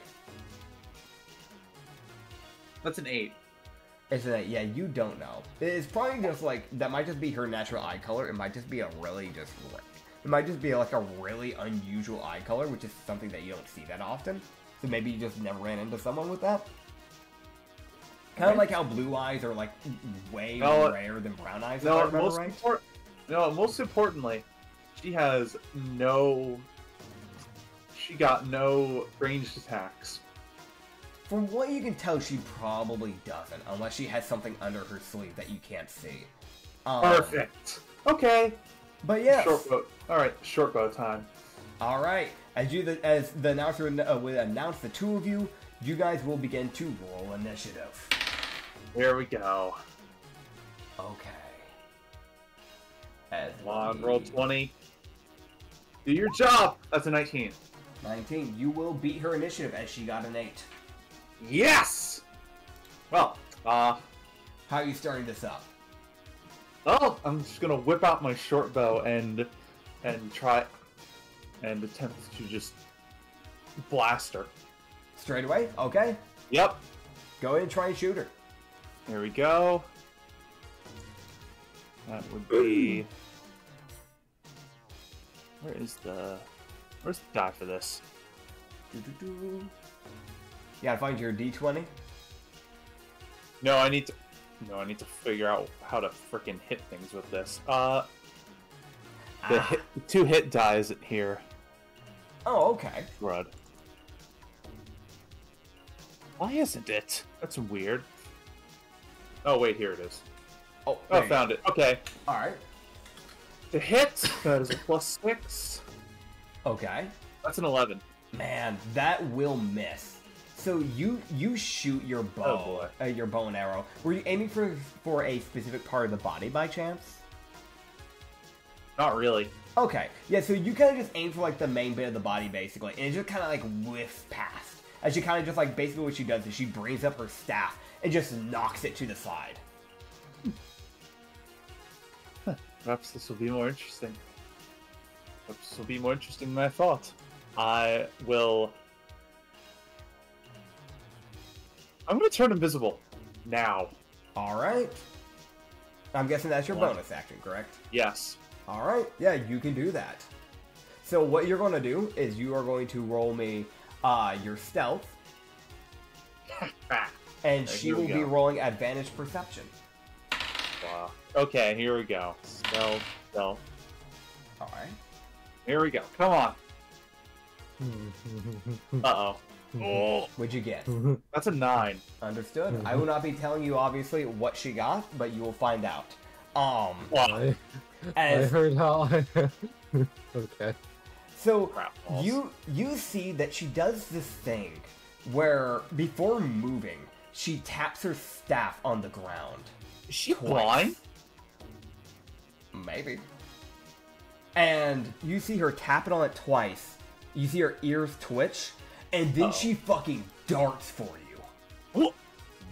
As she swings her staff at you.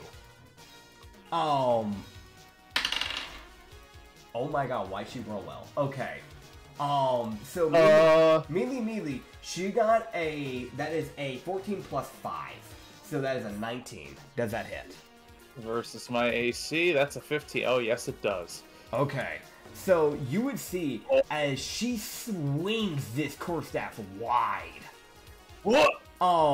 With like both hands. She's using like a baseball bat. Oh my gosh, she rolled max damage. As with Is that gonna kill me instantly? It won't. You guys are a similar level.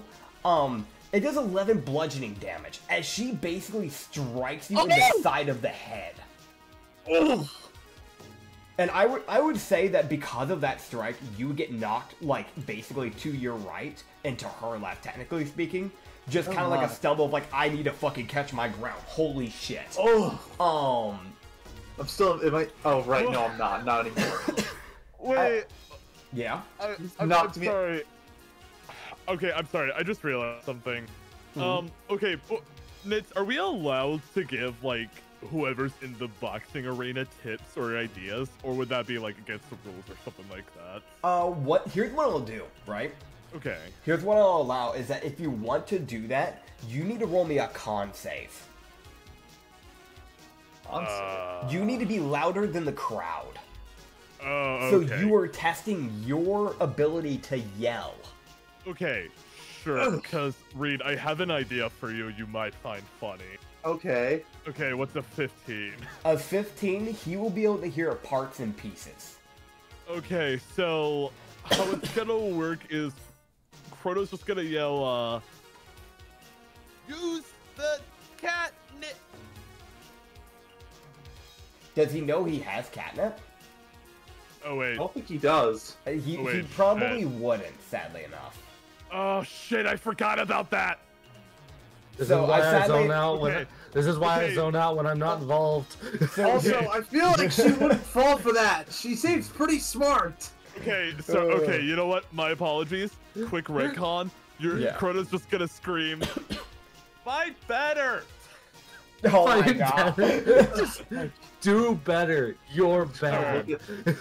Yeah, you would know that that Usagi got hit because when that like quarterstaff connected, which by the way, if I remember correctly with the way your cloak thing works, if you get hit, When I you get lose. hit, it gets knocked out. Yeah, so you see like as it makes contact with Usagi, you see him reappear and then just stumble like to the right, basically. Oh my. Ugh. And then because she's a monk, flurry of right. blows. Oh, fuck me, really? I'm This is a so thing. goodbye, bud. You actually may be lucky here because I don't know where your AC is, My But- AC's 15. Okay, so this one will not connect. She got a 12. So she's trying to figure out where your head is right now, basically. And, like, you see her, like, basically, as soon as, like, she had swung it, because she's using with 2 hands. As soon as she swung it with that, she shifted her right hand downwards, and then shifted her left hand also downwards in the process, basically to, like, quick maneuver this quarterstaff. And then with her left hand, pushes it upwards, basically trying to do an uppercut to you, but because your head was a little bit more right than what she expected, it just misses. So she is blind. Okay. Yes. So the second figured- one? So then how it the is your fuck am I turn. gonna get around this? I can't run away. Wait. Hmm? I What's feel that? like I'm missing something. There's a second punch with flurry of blows. Oh wait, yes I can. yeah. Okay. I will mention this. Yes, there is normally a second punch and flurry of blows. I don't know if Chrono's been doing that or not. That is No. up to the player to keep up with that. But right now, because I'm looking this up. basically because you guys are just supposed to be doing like a normal tournament, I'm trying to make it a little bit easier on you. I'm being completely honest. But if the player's gonna call it out, then I'm gonna have to start sticking to it. Oh, no, that was just me being confused. No, it's not. So like if she gets It was her more. next I was turn- more. Yeah, I was more pointing that out on Chrono. understood. Ooh. But I was trying. I like to think yeah. Malice actually elbows Chrono and says that. He would. He's like, you can So- hit twice. You know that, right? Like Me you too. can attack more than once with your Chrono flurry just of blows. Kinda stares at Malice. It's kind of like a loading screen in his brain, basically. Okay. Alright. I have a alright. What's your I plan? know what I'm doing. I want to mention, by the way, if Mealy gets to her next turn, she will start using the 2 attacks in her flurry of blows. Thankfully I have Rabbit Hop All right. as a bonus action, so we're What's just your plan gonna here? well, first okay, how do I what does You're it good, take man. to switch what does it take to switch between a frickin' thing and what does it take to switch between the bow and sword again? So with a bow and sword, technically it would be a bonus action. What I normally do, because I try to make this a little bit easier on the players, free actions are a thing. So here's how I normally do this. If it is a 2-handed weapon, and you're swapping off a 2-handed weapon to another 2-handed weapon, it would still take a bonus action. But if it's like, let's say it's like a light property, like it's a dagger and you're swapping to a longsword, that's fine, that's a free action. Because it just takes a lot more to put away those 2-handed weapons. Like, Unfortunately, short bow is two-handed. shit. I was trying my best to help you out there, but yeah, this would That's take a fine. bonus action. That's fine. I didn't plan this out well enough. It happens. It does Okay, happen to be. well, fair. alright, so what I'm gonna do is just having deduced that okay, so my invisibility power won't work here. I'll have to do this! I'm just gonna use Rabbit Hop to get away without provoking opportunity. Okay. Bolt all the way. What's my movement speed again? Right. Just bolt over here. 1, 2, 3, 4, 5, 6, Okay. and attempt once again to shoot her because I mean, I have nothing else really. Like, Fair wait, enough. or do I? Wait a minute. Let me see here. So while you figure that out, I want to mention to the audience basically what has happened so far is that he's been charged while he was staying at his corner by Melil, and then on top of that, he has now jumped out of his corner, leaving her near his corner, and has basically jumped near to her side of the arena. Okay, basically. wait a minute. They just swapped areas basically. The gravity using the gravity ring's a bonus action, right? Yes, that is a bonus action. Fuck. Okay. Well, You can double check because I did put it up on D&D Beyond if I remember correctly telling you. it doesn't say it. It doesn't. It does not say? It does not. Okay, it should have been a bonus action. I will update that and fix that. My apologies. Okay, that's fine. Okay. So, yeah. All right. Well, the only thing I can really do is attempt once again to use bow because what else am I gonna do really? Fair enough. Please. Okay. Just let me get a hit in. Come on. Just get a hit in, man. At least keep your pride intact. That's a 19. That will hit. That's all this is about at this point. It's just pride. Yeah, that's completely It's fair. the principle. Alright, that's 1d6 plus 4 damage. Okay. That's 9 damage. 9 damage. All right. Watch Here we this. go. She has 1 HP. As I like skitter away, I like whip around and fire the short bow. All right. Yeah. So yeah, you shoot this, and like you see her like begin to turn to where she heard you like land originally, and as she begins to turn to that area, that arrow just connects into her left shoulder. And she just kind of like basically pushes her right foot back to brace herself, and then double taps on the ground again. But she has that definitely connected, and that does hurt. That arrow is actively sticking out of her left shoulder, like near that area. She's not even bothering taking it out. Shame to sully such beauty. All right. There it is. Is what I'm thinking and not actually saying, because if I say it, she's gonna know immediately That is completely where I fair. am. Yeah. So as she taps, she's gonna have to roll a perception here. Actually, you didn't stealth, did you? no, I did not, because what's the point? That is completely fair. So on the bright side, because I rolled this, I'm going to have to re-roll for to hit. So because of my fuck up, you've been saved from a nat 20. But I will be pocketing that for something later. Oh, I'm gonna get fucking deleted. But I'm for this calling one- it now. I'm gonna get deleted. Oh man. Okay. So yeah, you're going to see as once again she's just going to try and close that distance. Luckily for you, she did not roll royal for the first attack, and she just darts forward and swings. And you kind of just like basically sidestep this one. At this time, you kind of like that beginning bit caught you so off guard. But now seeing that, like, okay, as long as I kind of move my head, that's going to be my best way of kind of dodging. So you basically, I said sidestepping. I do apologize. That was incorrect information.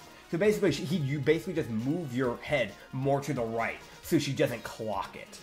As she basically was just going to drive it almost like as if she's stabbing somebody. That would have hit you smack dab in the middle of the face. As she then goes for her flurry of blows. Fuck. Yeah, those are both gonna hit. They were a natural 15 and a dead. natural 16. I'm dead. Oh, I will roll the damage anyways, but I'm pretty sure this will kill you. Yeah. I apologize. I was more confused on the chrono bit because I legit just noticed. It is completely fair. You thought out loud and you were trying to help out a fellow player, and sadly enough, it was just a thing where it's like he just happened to be fighting a monk when you said that. I think my brain did not comprehend she was a monk. I was like, I heard flurry of blows and you punched once, and I was like, wait, that's what Chrono did. Wait, Chrono fucked up. Chrono. I'm almost embarrassed to admit this, but for the longest time ever since this campaign got started, I saw on my sheet, bonus action, unarmed strike, flurry of blows. I always thought to myself, that's weird. They do the same amount of damage. What makes flurry of blows so special? Now I You realize. punch twice. Yeah, because like you can technically, even without using a key point, you can still do an unarmed strike as a bonus action naturally. What Flurry Blows allows it allows you to get 2 extra strikes within the bonus action instead of just That's the pretty natural cool. one. That's Yeah. pretty cool. It's one of those things where like I will never call you out if you fuck something up like that unless it's like detrimental. But with something like that, I'm like, you know what? He'll figure it out eventually, because that's up for the players to keep up with. That's fair. But yeah, no, so basically what happens, she rolled a 5 and then a 9 in damage. So basically what she does is she just starts, like, after missing that one, she immediately swings it overhead and just clocks it down onto your right shoulder, and you kind of fall to your knee. And then right after that, she swings it around to the right side of her body like a fucking golf club and knocks the side of your head in, sending you flying. As you tumble to the bottom left side, to a completely different side of the corner of this arena that nobody has gone to yet. As you were knocked out. Oh my. And the winner is Unfucking Mellow. And that is Usagi's turn. It's Usagi. She will continue into the arena for the next bracket of fights, but you are out. Oh, sorry. Can I just... No, I'm just gonna stagger back over to where the rest of you are. That's fair. The goblin will, like, help you over. Chrono kind of, like, leans over to look at Usagi and sits down and just says, you good, man? What? Oh, man. He's fine. No, I will. He's absolutely fine. I will be. I will be once I get out of here. Oh, man. As you hear the next two get called up, as it is Fuck. Mollis versus the Grunk, Pua Palil. I'm going to die. The look of fucking Usagi's face is like, you know how when people get like bitch slapped in cartoons and they're like dreamy for a minute? Yes. That. Gotcha. Yeah, so he's just kind of dazed. Like, oh. So you dazingly look at this frog. What you see, is you just see a green blob walk up and square up against a blue blob. What everyone else sees is you see this like 3-foot tall green grung frog person with these yellow eyes and this white underbelly. He seems to be wearing this like dark green, beige, and like an aqua green like mixture, like kimono essentially. Well, not kimono. I'd say actually it's more just like a very baggy sweater. But it's the material that he's used is most likely silk because it has that like almost that shine that you would see from those type of materials. And it's like very baggy, like black. Well, for anyone else these would be shorts, but for this man specifically, these are basically jeans. But like basically cargo jeans. And no shoes. As you're looking down this man, you can see that there are like these like weird orange-shaped stars like scattered across his left arm, and he seems to have some type of like weird thing sheathed on the back of his his back, but you can't really tell what it is. Like it looks like it might be a stick, but you're not really sure. Either this man's got a bazooka or he's a barbarian. It's one of the two. There is no in between. Oh man. But I'm either gonna die or I'm going to be turned into paste. But that being said, roll initiative as the fight begins, as the bell rings. Fucking.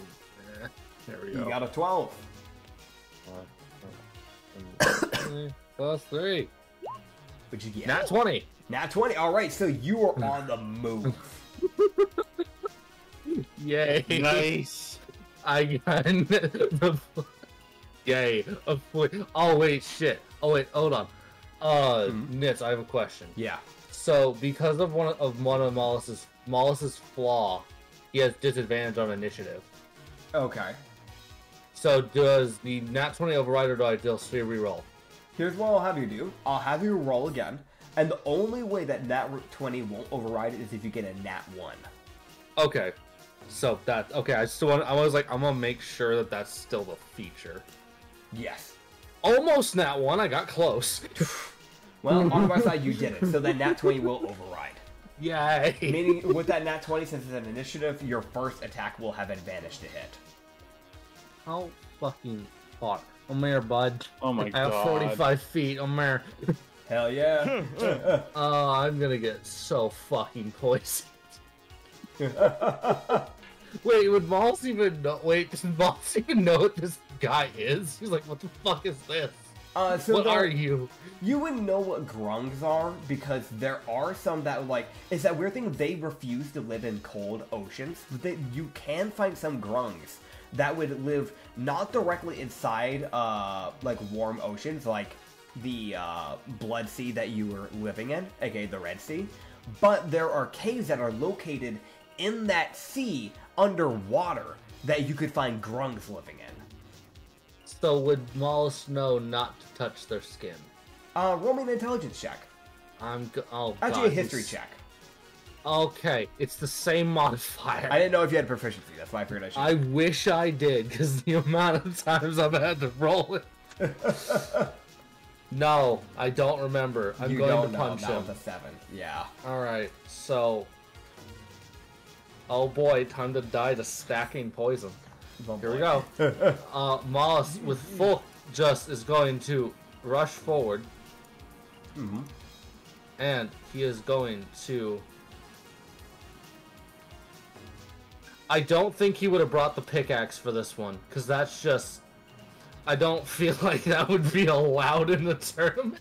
It's a weapon. Technically, they would allow it if you wanted it.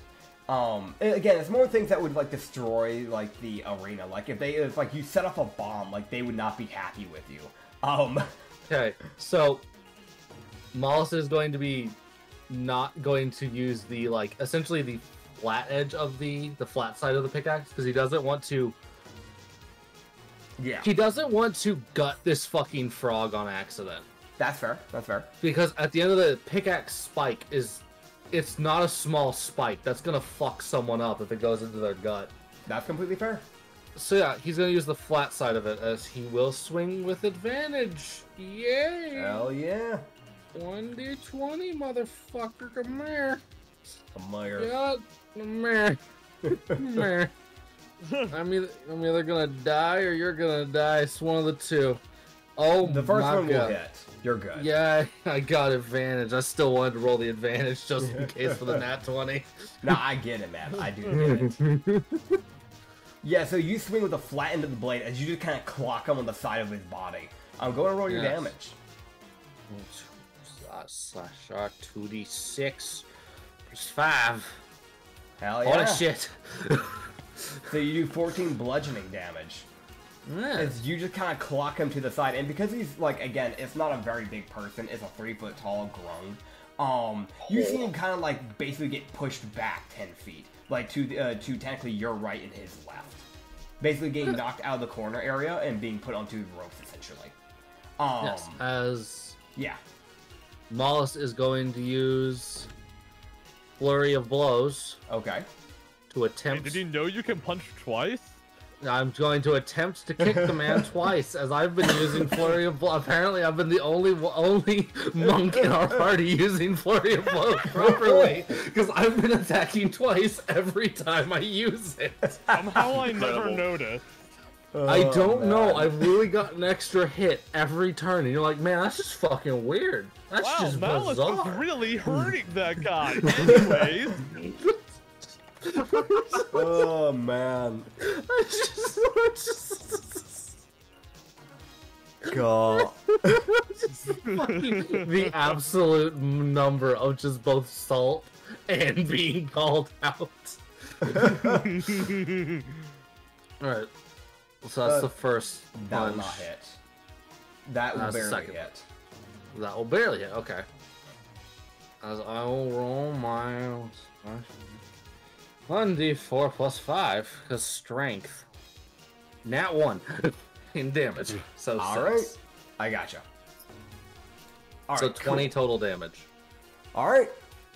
Yeah, so you seen this guy kind of like, basically like, after like getting these 2 good strikes in, he's not looking good. Oh boy. You can like, it's basically one of those things where like, you clocked him on the side with that pickaxe, and he's like, he kind of like stumbles, grabs onto the ropes, and then you try to throw like a flurry of blows, and that first punch that you throw, he kind of just like ducks underneath it. And it might have just been the fact that he was just trying to get more like stability, and maybe he just fucking like, his like legs gave out for a second. Which allowed him to basically get underneath that first punch. But that second one, just a rising uppercut, just sitting him back up, basically. As, like, he would just kind of, like, again, like, he doesn't stumble 5 feet back, but it's just that thing of, like, he's got to re-get his bearings. As it is now his turn. As bud. he would just go, I really hoped I didn't want to have to do this. And you no. see him grab one of those little orange stars off of his left shoulder and slide it against his skin and flick it at you. As it goes hurling towards you at point blank range. And that is, what is his plus? That is a dirty 15 to hit. Will that hit? That will miss. I have an 18. Alright, so you see as it, like, grazes past you, basically. Like, as you just kind of, like, move your head, like, just barely out of the way. Yeah. And he just goes, alright, well, time for plan B. And he just fucking You see him disengage as he fucking dips back to here. And he dips back to a different area of the rope, like a different part of the arena, essentially. And that is his turn. Aw. Come here. Don't run away from me. Come here. Come here. Stop running. Come here, buddy. I don't know why, but no, if like any chance that the series ever gets fan art, I really would love to see like a version of the Here's Johnny, but with Malice's head. Imagine just someone just takes a screen capture of this fucking 3-foot frog running for his life, and then just this giant fish man behind him with a pickaxe. Just like, come here, buddy. Oh man. Alright, go for it. I swing, I miss. Yeah, you missed with this one. Like, you take like an overhead swing and he just immediately just kind of like rolls to the side, essentially. Yeah.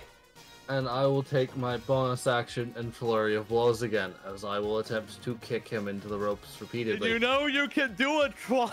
That reminds me, right? So you made contact with his skin, right?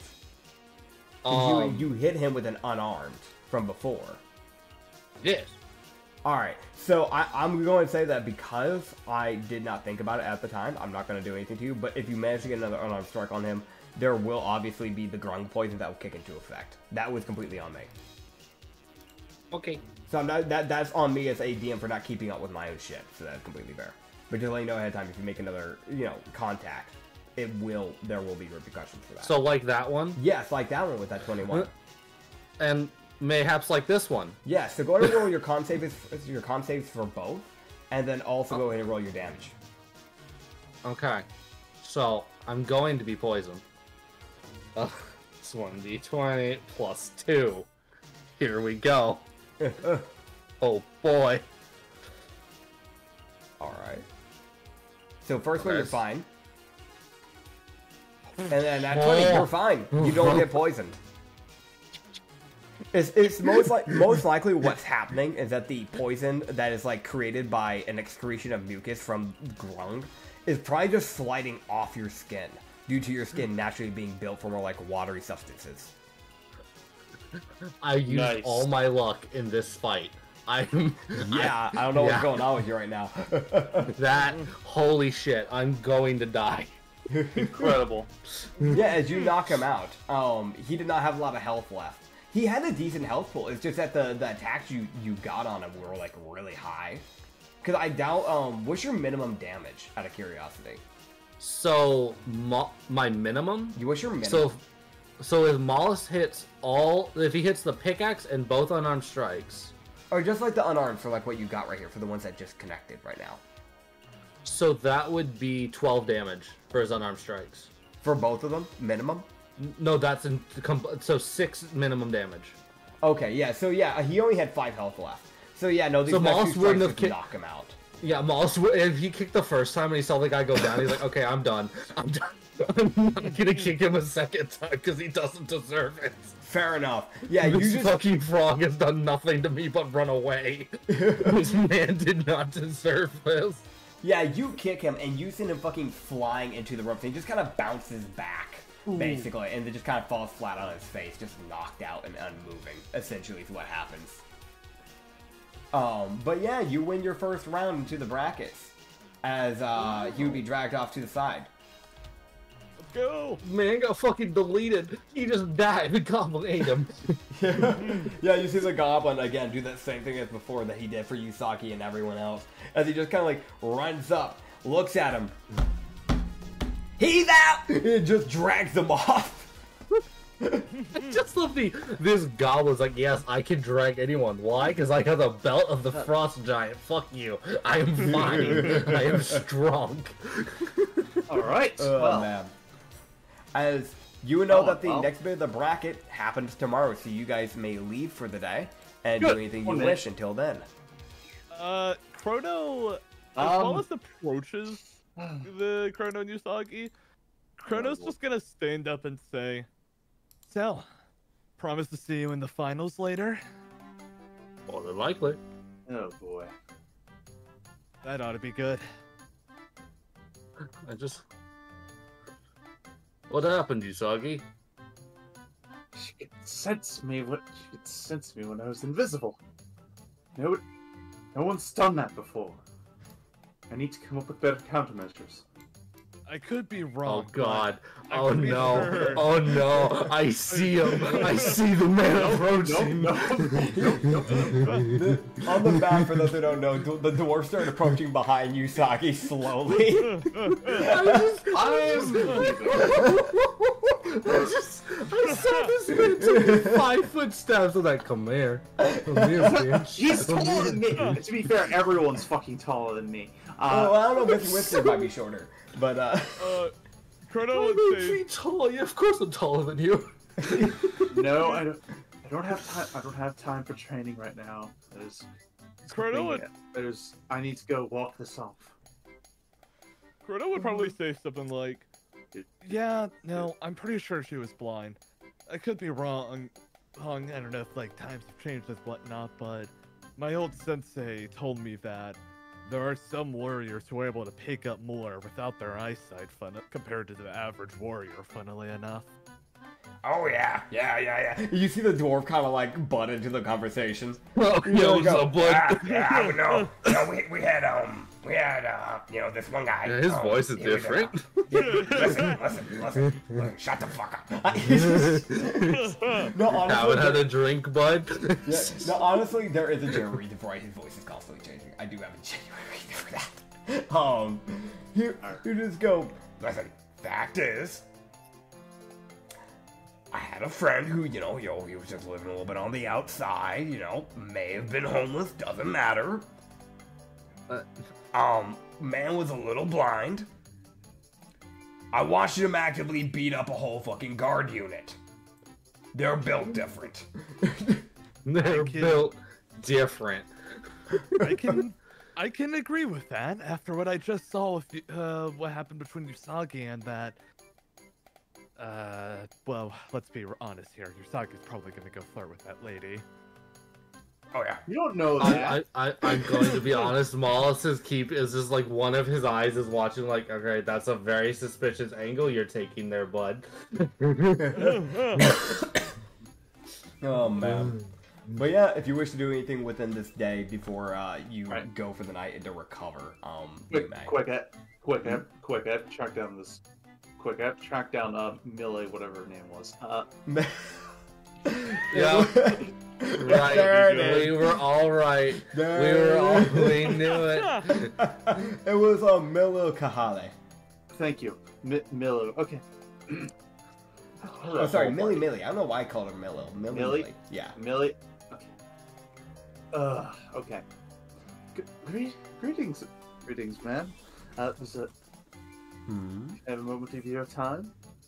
You see that she kind of like she doesn't look directly at you. Obviously, she kind of just stares directly forward and just go, "Yes, what is it?" Sorry, he's very intimidated, but I mean, obviously, get the shit out of him. Yeah. But can I ask you to give me some training, or at least a little bit, please? Training? I could. From what I can tell, from what your fighting style is, you're a rogue? Yes. I could try, though I'm a bit more upfront with my fighting style, for reasons. Well, he looks at For a reason.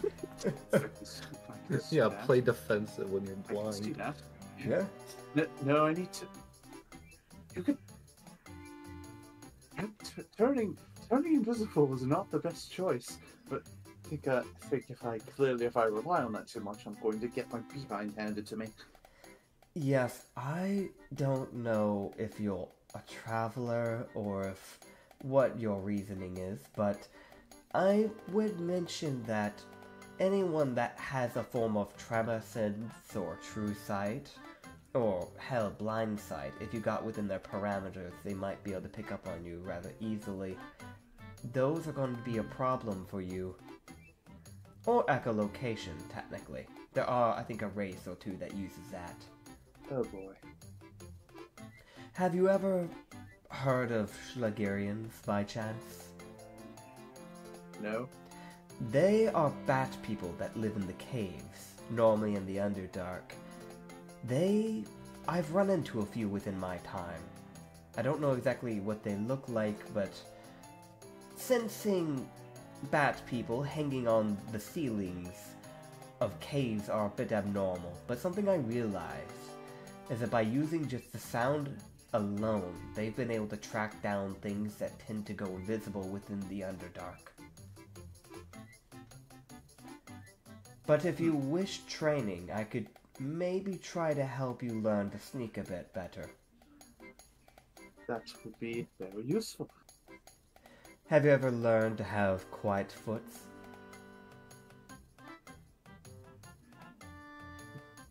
Not.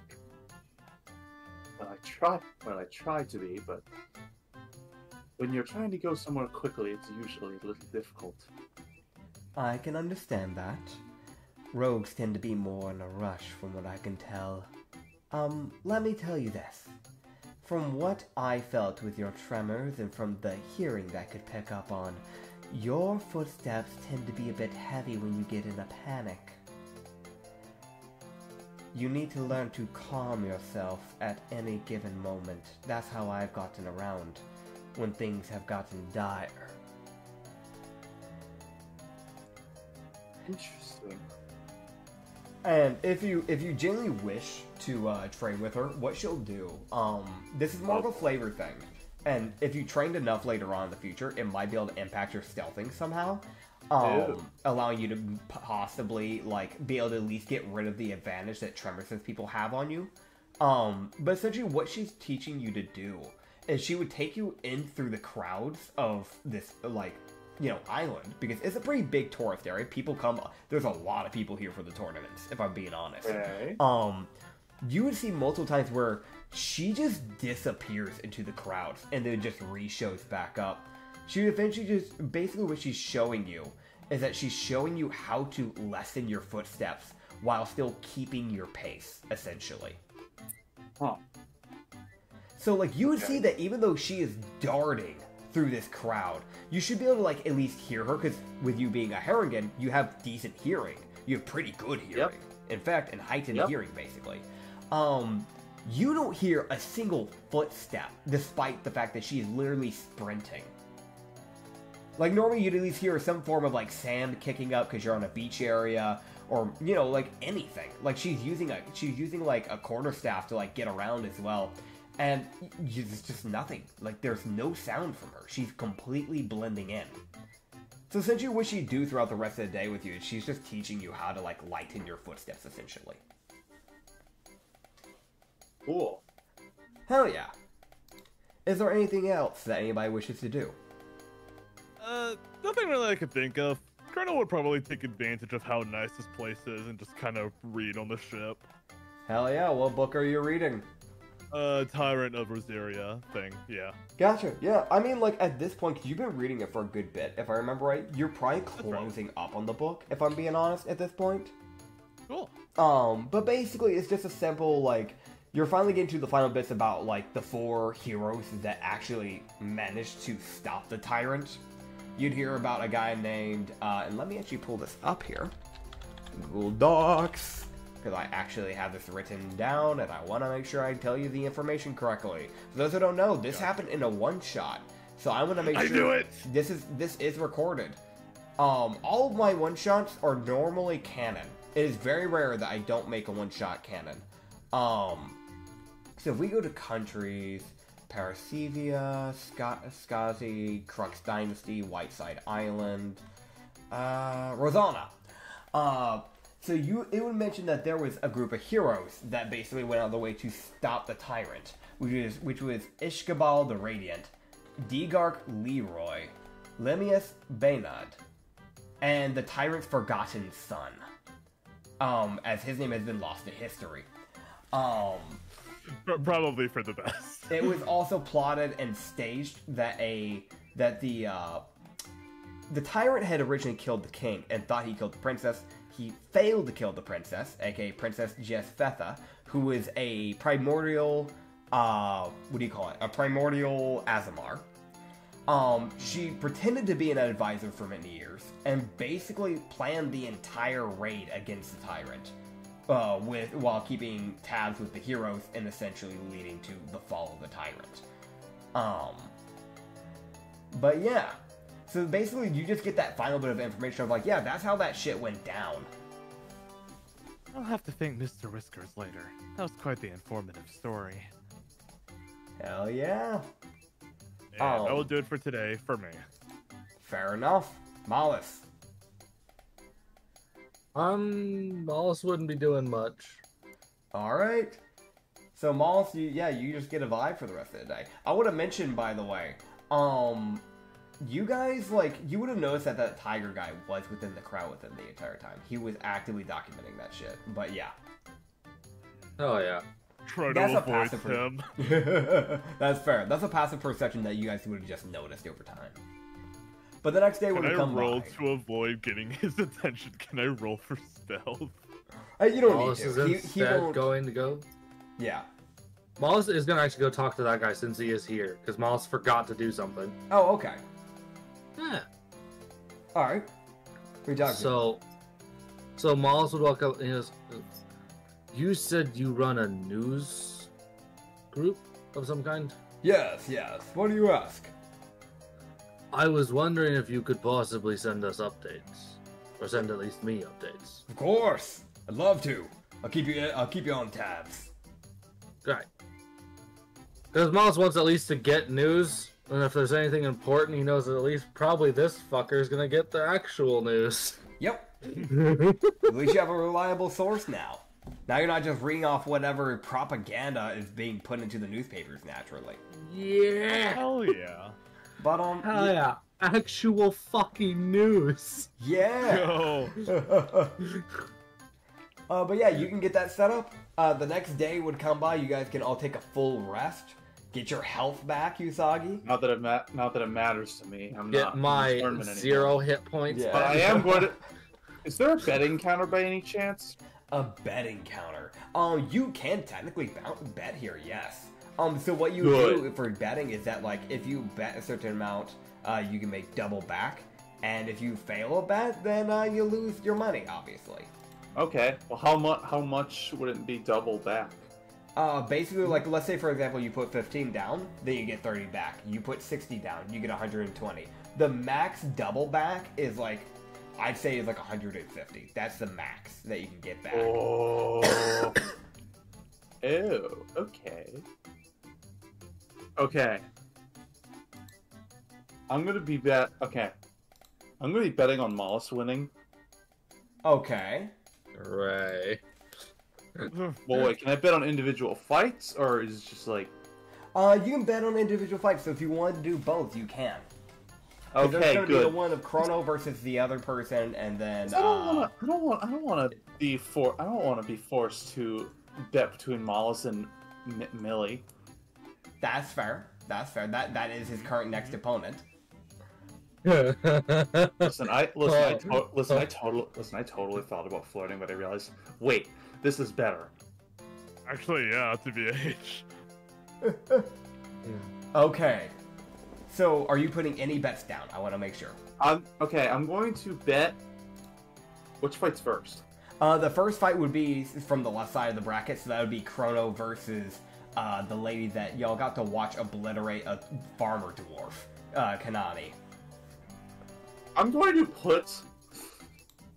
put 15 gold on the other one. Sorry, Chrono.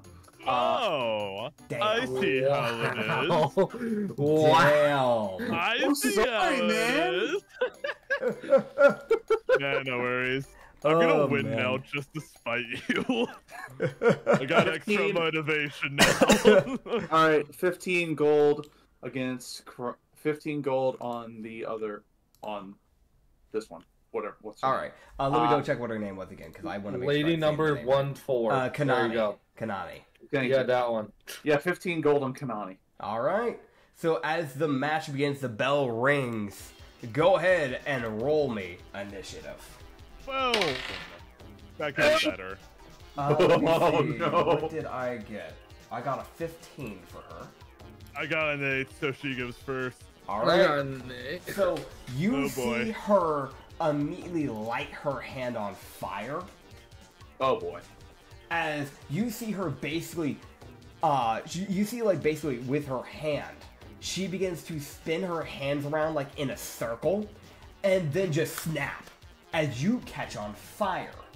What? With produce flame, that is a 15 plus 6 to hit. So that's a 21 to hit? 21 to hit.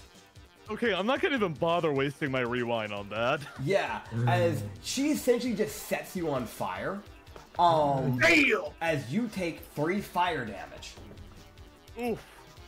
And then with her bonus action, because may I remind you, I don't know if like if Issa keeps forgetting this as a warlock, but magic casters, if they have cantrips, may use cantrips as a bonus action. Yup. So I don't know if she keeps forgetting that. Roll me a wisdom save. Alright. As she points at you. What'd you not get? good. Oh boy. I got a 9. That will not make it. It was a wisdom save of, I think it was 14. She had a DC of 14. As you see those same bells from before begin to form around the arena and begin to ring as the toll of the dead begins. And unlike normal ones, the way this works is that if you are already missing hit points, you take a D12 instead of a D8 of damage. Oh! As you will be taking a D12 of necrotic damage. As you take 8 necrotic damage. As these like bells begin to ring, and you can feel almost like as if your skin's beginning to rot. Like it's not. You know your skin's not rotting, but it feels like your body's decaying as these bells begin to ring. As that is her turn. Okay, so if I understand correctly, if I don't win again, like if I don't win in turn 1, I'm dead. Okay. That is Got every it. fight. Alright. Yeah, that's kind of what it feels like. Alright, I'm glad I saved my rewind to give myself the best chance here. Alright, gonna go in for my Tonfa swing. Okay. Does an 11 hit? 11, let me check. That will not, sadly. I would like to use my first rewind to try again. Alright, go for it. Okay, trying again. That will That's hit. 18. Okay, excellent. Alright, so Okay. like basically you take a swing at her head with the Tonfas originally. She like basically ducks under it, you snap back, and instead just transfer it. Instead of doing a right overhead cut with your Tonfas, you basically instead immediately go with a left jab with the Tonfas to the stomach, and then go for the right jab with the hook to like the head, Got it. basically. Okay, so now I'm gonna. Hey guys, did you know Flurry of Blows lets you use 2 unarmed strikes? It's crazy. Oh, that's crazy, man. Who told you that? Yeah, it's so crazy. Wow. Wow. Alright, I'm so glad you're using it precisely- properly. Precisely what I'm about to do, so... Okay, I would like to go ahead and use my rewind for the again. Okay. I'm trying... I did 6 damage to her, by the way, earlier, if you didn't notice. Yeah, I wrote it down, and then he missed on his next strike. Okay, so I'll use my last rewind for my Okay. first strike. Okay, the 19 for the first strike. That will hit. And for the second strike, Those 22! will both hit. All right, nice. Remember Okay, those so damage, that's, baby. give me 1 second. All right. Okay, that's a 7 and a 5. 7 and a 5, so that's 12 in total. All right. Yeah, you get those 2 strikes in with the Tonfas originally, and then right after, instead of like using the Tonfas for the 2 flurry of blows, you immediately switch it straight into like using your fists. You take like right after that clock to the right with your right arm to the head with the Tonfas. You immediately went for like another like left hook, but basically again she just like pushes back directly into the corner, but able to move her head enough to where it just barely misses. So you rewind back, and instead of going for the head, you go for the stomach again. You go for a left hook into like basically the stomach causing like the wind to leave her body. And then right after that, immediately connecting it back up with a rising right uppercut to like the chin. Okay. As she's looking pretty bloodied. It's not enough, no! As Oh like, no, my bet! she just like, she coughs up some blood. It just goes, oh, that's a good one. Oh, that's a good one. And boy. it's now her turn. Oh god, I'm gonna get cooked. As she, Jesus Christ. as she lifts her hand with her palm open directly to the middle of your face, roll me a dex save. Hey, come on, I really would like some good luck here. I would love some good luck. This 22. is your thing. Now, let me ask, with your dex save, are you at the area with Monk yet where you take full or half damage? 'Cause I think So that on matters. success, we still take half damage. Half Okay, damage. gotcha. So you're going to take half damage from the burning hand. So if you get really lucky, you might be able to survive with 1 Whoa. health. But she has to roll Okay. minimum damage. I don't know how this is. Fuck. Okay. So you just get like you like start to move out of the way, and you kind of like get halfway out of the middle area at least, but like basically your right face gets caught up in this cone of fire, as it just blasts within a 15-foot radius, just expanding Aw. outwards, as it does 10 fire damage to you. As like you're basically Well- the right side of your face just gets completely singed and burned. I tried my best. You did. You honestly did. Damn. That was Right. really close. So Damn. fuck. Okay, I just be honest with me. How much health did she have left? 3. Fuck. Damn, man. It was really If that- close. I got really bad look at my damage rolls. I want to If the D8 had rolled better, he would have won. I would have. I get 15 gold! I get 30 gold back, baby! I also want to mention, I made these sheets literally today. I speed ran this stuff because I've been sick and all that. And I made sure to make all these sheets level 2, so it could be an even fight. For some reason, this warlock has like 22 health. I don't know why, but she does. Bruh. So she's just weirdly tanky for a warlock. I don't know why. But yeah, you basically, upon you like getting cinched, you just kind of collapse to your knee. And you, like, for you, you don't realize, but you pass out, like, still on a knee. And then you my. eventually fall to the floor, knocked out. Yo. As the goblin goes up to you, he's out, and drags you off to your seat. Gotcha. As that is that turn as she goes to the side. Next up is the final other bracket before we get to the finals, which is Mollis versus Millie Millie. As you're in the red corner, she's in the blue corner, and the bell rings. Come on, Molly. Don't let the NPCs win. They just fucking might if we keep failing. Yeah. She got an 11 for her initiative. What'd you get? I am going to check now. Yeah, I'm not betting on this one. This is That is No. fair. I got a dirty 14 as my initiative. All Well, right. at least I do You'll get be going 30 gold first. back in the last one, right? With what? Because Kanani won. Yeah, Kanani will be going into the final rounds. So I win. Okay. Good, I got 30 gold. Yes, Excellent. yes, you did get your 30 Anyway. gold for that. Yes. Anyway, Did carry, you- carry on. I'm not betting on this one. Carry on. Yeah, that is Okay. completely fair. You will be going first, by the way, Mollis. Also, if anybody wants to, you may roll a perception check, like anybody. Oh man. Chrono would probably wake up at this point, so Yeah, sure, yeah. why not?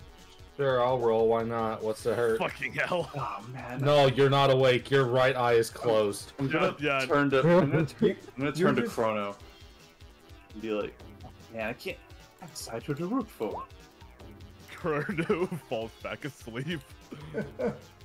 Okay, so Mollis That's my notices- perception. Okay, Usagi, are you keeping an eye out? For what? This fight? Yes. I mean, just anything in general. Would you be rolling a perception, or do you just want to use your passive perception? I'll roll perception Okay. because I'm I got just many watching. eyes. I'm just watching the ring heavily. Okay. Because listen, my new sensei and my crewmate are beating the crap out of each other. So that's 22. That's fair. Yes, 22. The two of you will notice this.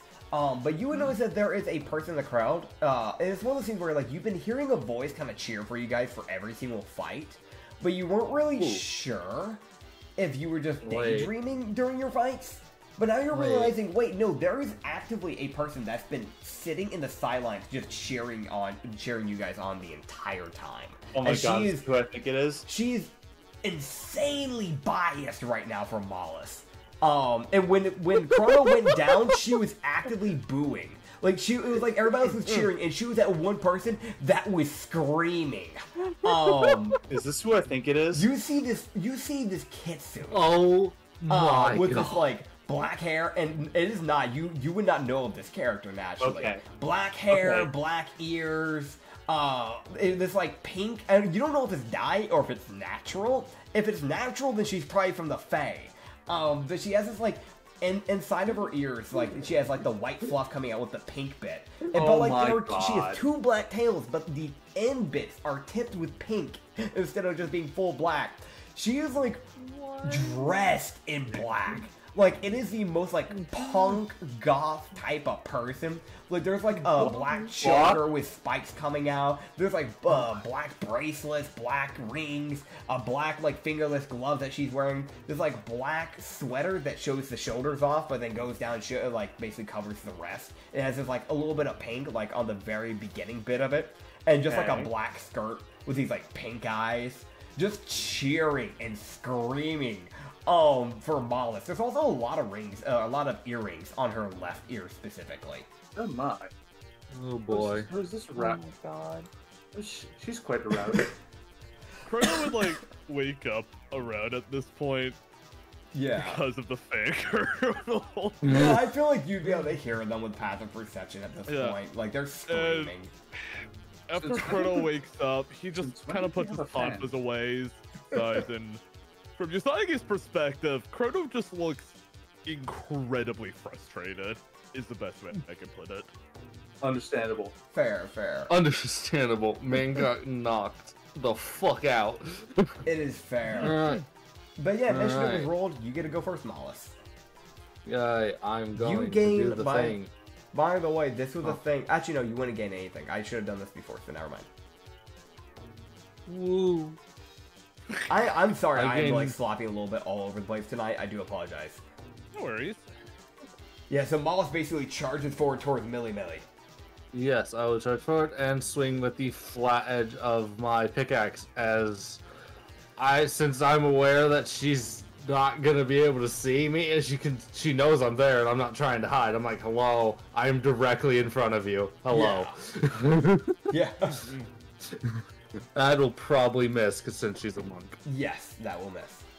Okay, and I will use Flurry of Blows. So the pickaxe basically, like what you do is like as you start swinging this pickaxe, she basically knocks it to the side with the quarterstaff, similar to what she did with the arrow.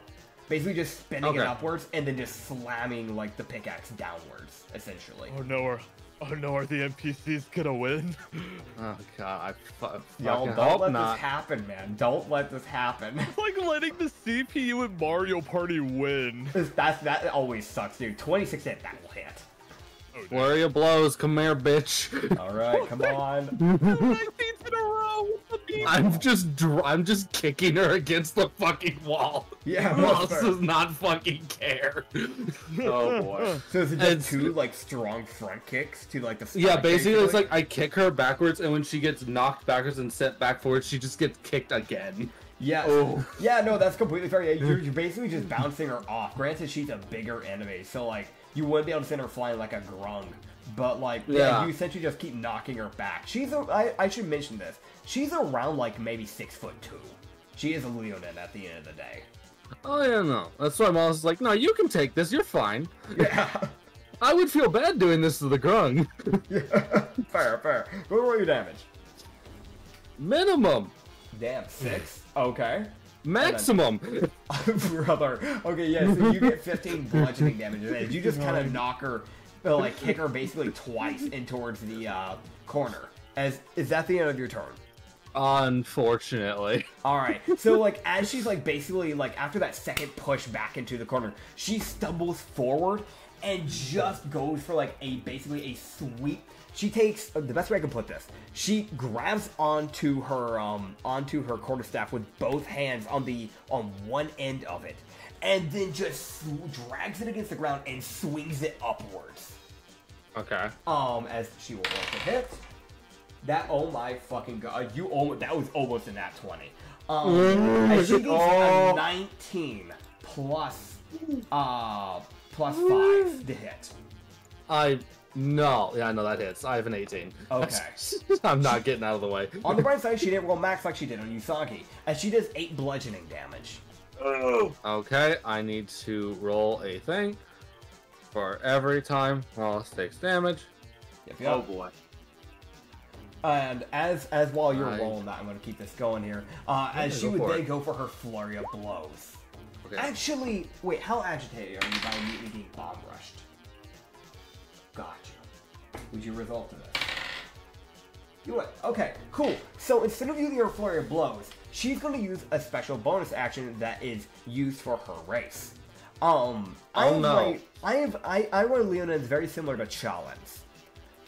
As you feel a rumbling, as you begin to hear a growl, which then becomes a roar, directly in your face. Roll me a con save. Oh, no. As Leonins in my world and Chalin's have a thing called the paralyzing roar.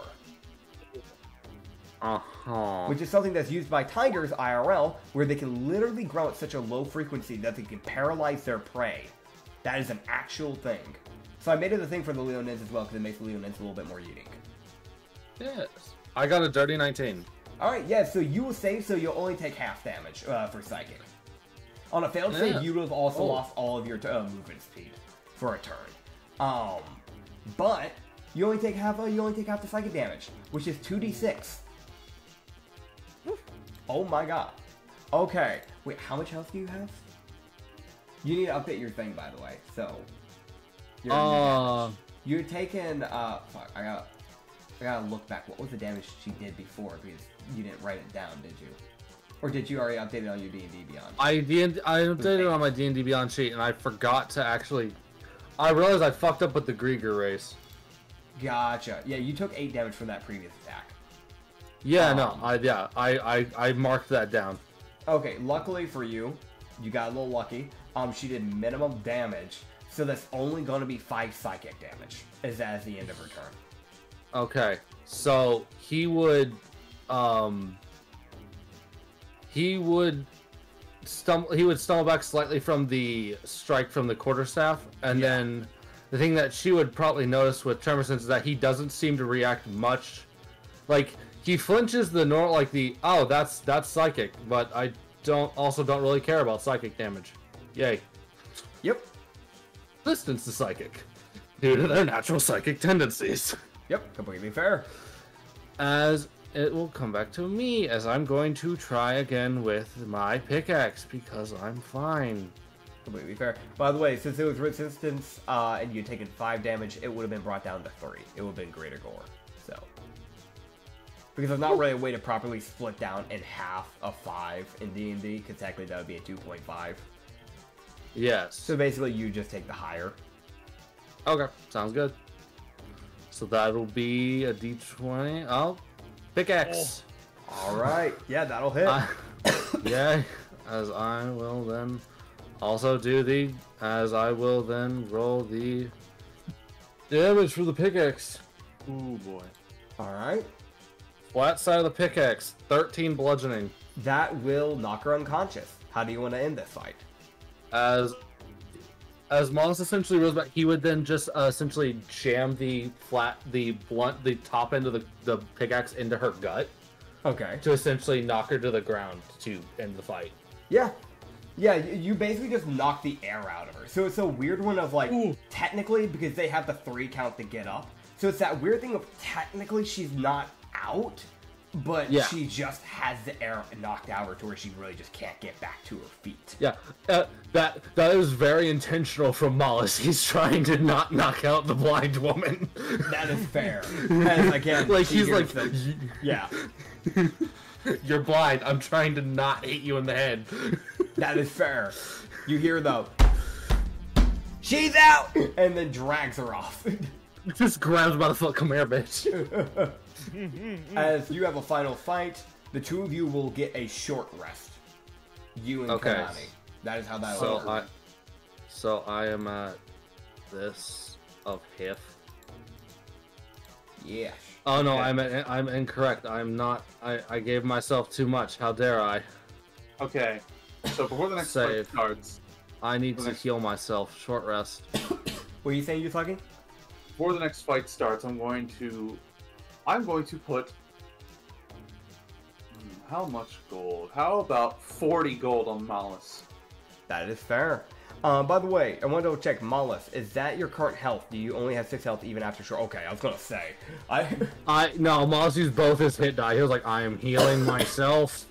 That is fair, because that's what Kanani did. And I was gonna be honest, that was gonna be a rough fight if you only had 6 health. I have 6 hit points in a dream. I'm here, bitch. Oh man, yeah, you do the narrative. I don't care as much about. You're fucking human.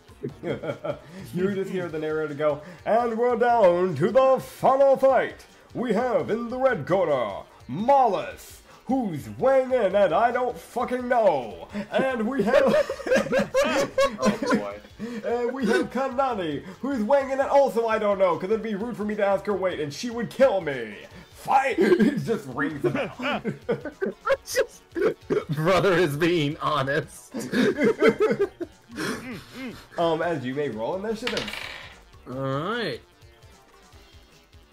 Oh man. She got a 15 for her initiative. So that oh boy. This is gonna be rough. This is gonna be rough.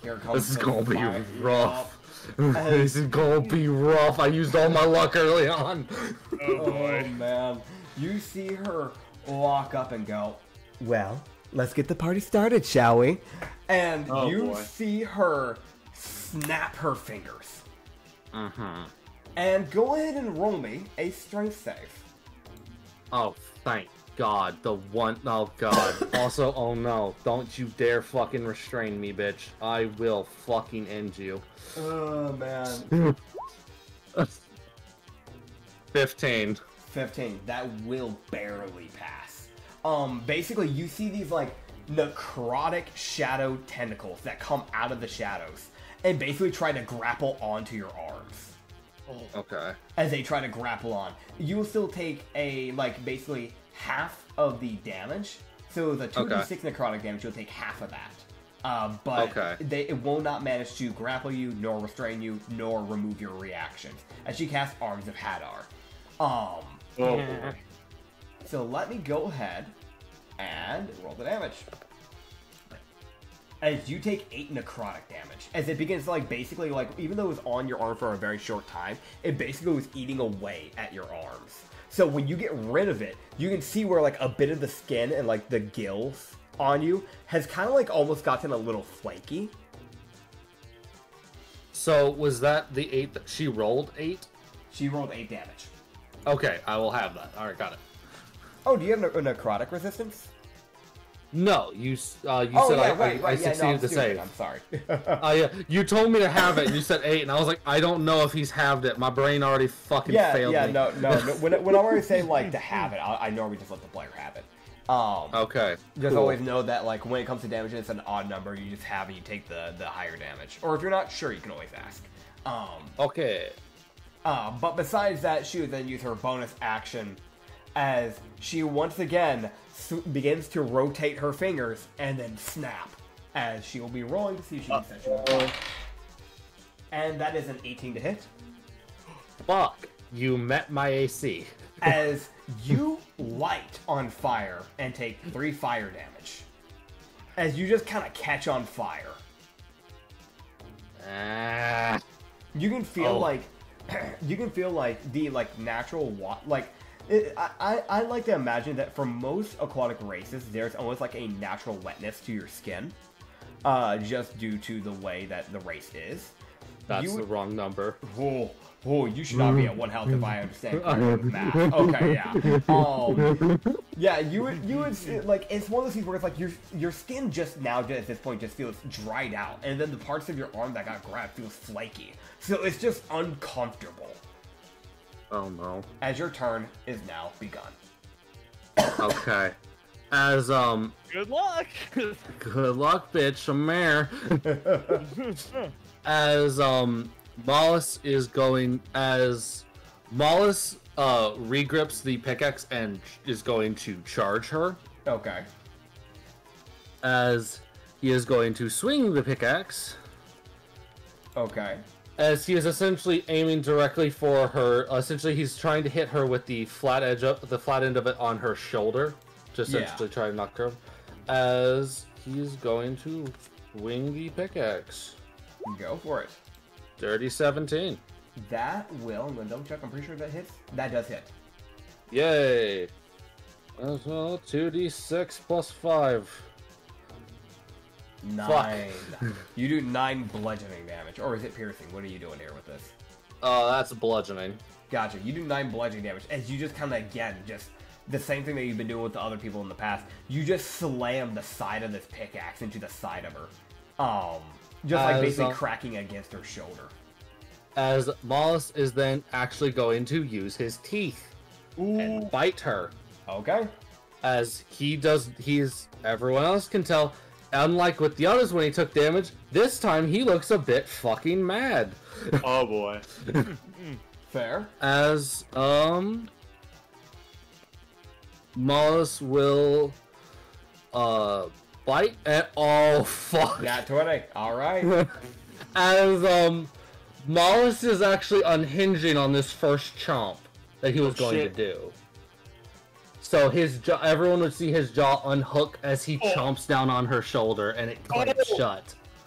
Damn. Double As he checking here, rips. is this a flurry of blows flavored, or is this the actual like biting thing from the race mechanic? Double checking. This is the actual biting thing from the race mechanic. Okay, gotcha. As he will chomp, and I will now roll the damage for the bite. As for Griegers, when they chomp down on people, they can unhinge their jaws to double the damage die for that one bite. Okay. It's already doubled as well because it's nat 20. So I'm gonna roll the 2d6 for this bite, Okay. and then the damage gets doubled. Or is it? Okay, so you win. So basically, what you're doing is that because it already gets doubled, and then you have the nat 20, which also doubles it. So it's basically quad damage. So it does not double the damage. It makes you roll double damage die. Oh, okay. So then it's basically just going to be doubling the beginning bite, not the unhinging, technically speaking. So basically the way it works is that I'm just rolling 2d6 plus 5 instead of like a d6 plus 5. Ah, okay, I gotcha. Okay, that makes more sense. I thought it was a whole separate roll. Okay.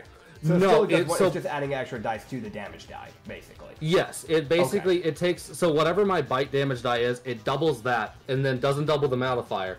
The nat 20 kind of threw that wrench up. Oh shit, I'm sorry, lady. This is going to hurt, but you shouldn't have done damage to me. Gotcha. So yeah, it'll be your 2d6 plus whatever, and then just doubled.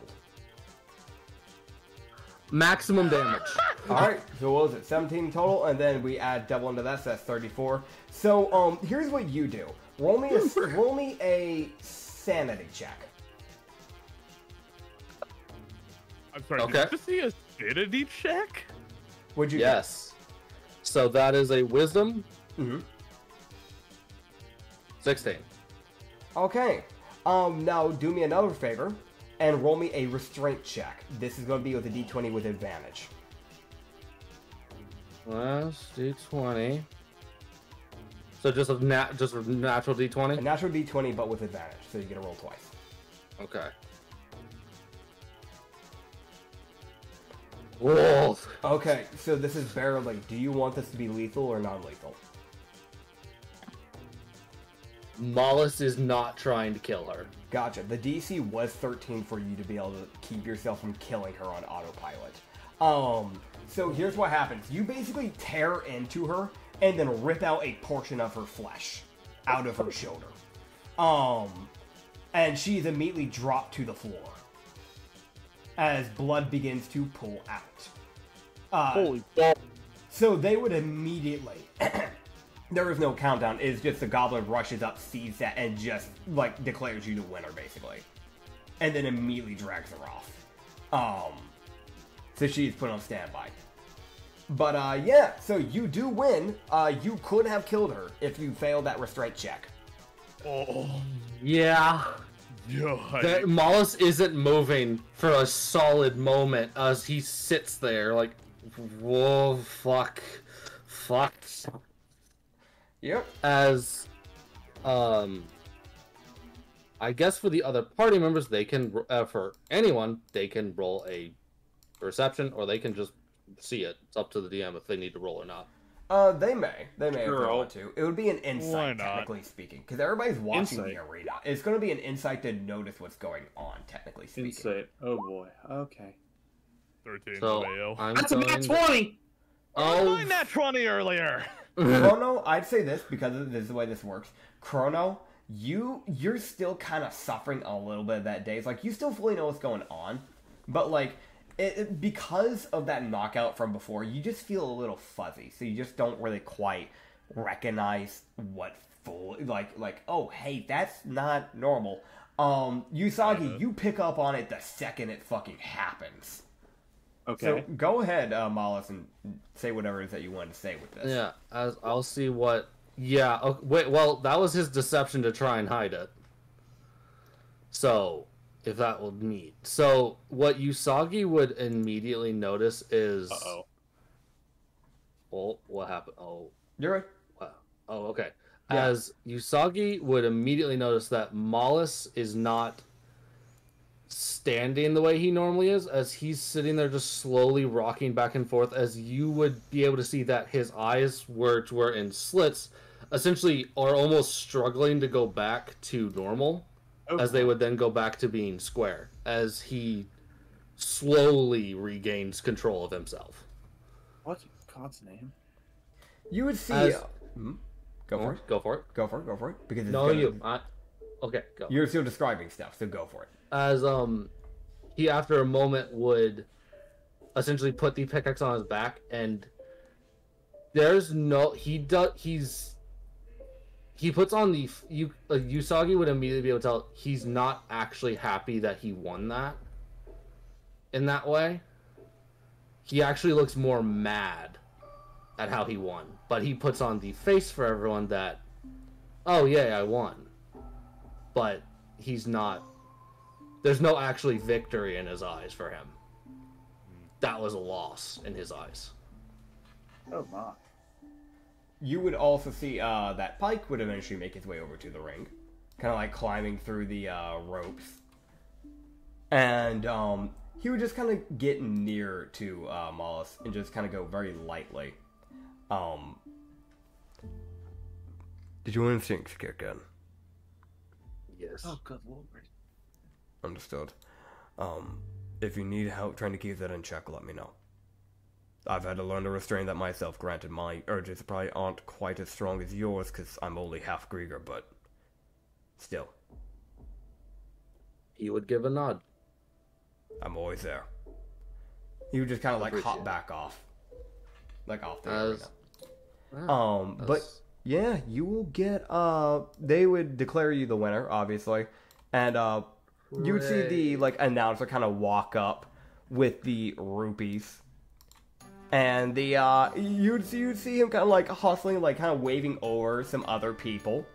Like these two guys who are bringing over this little cage.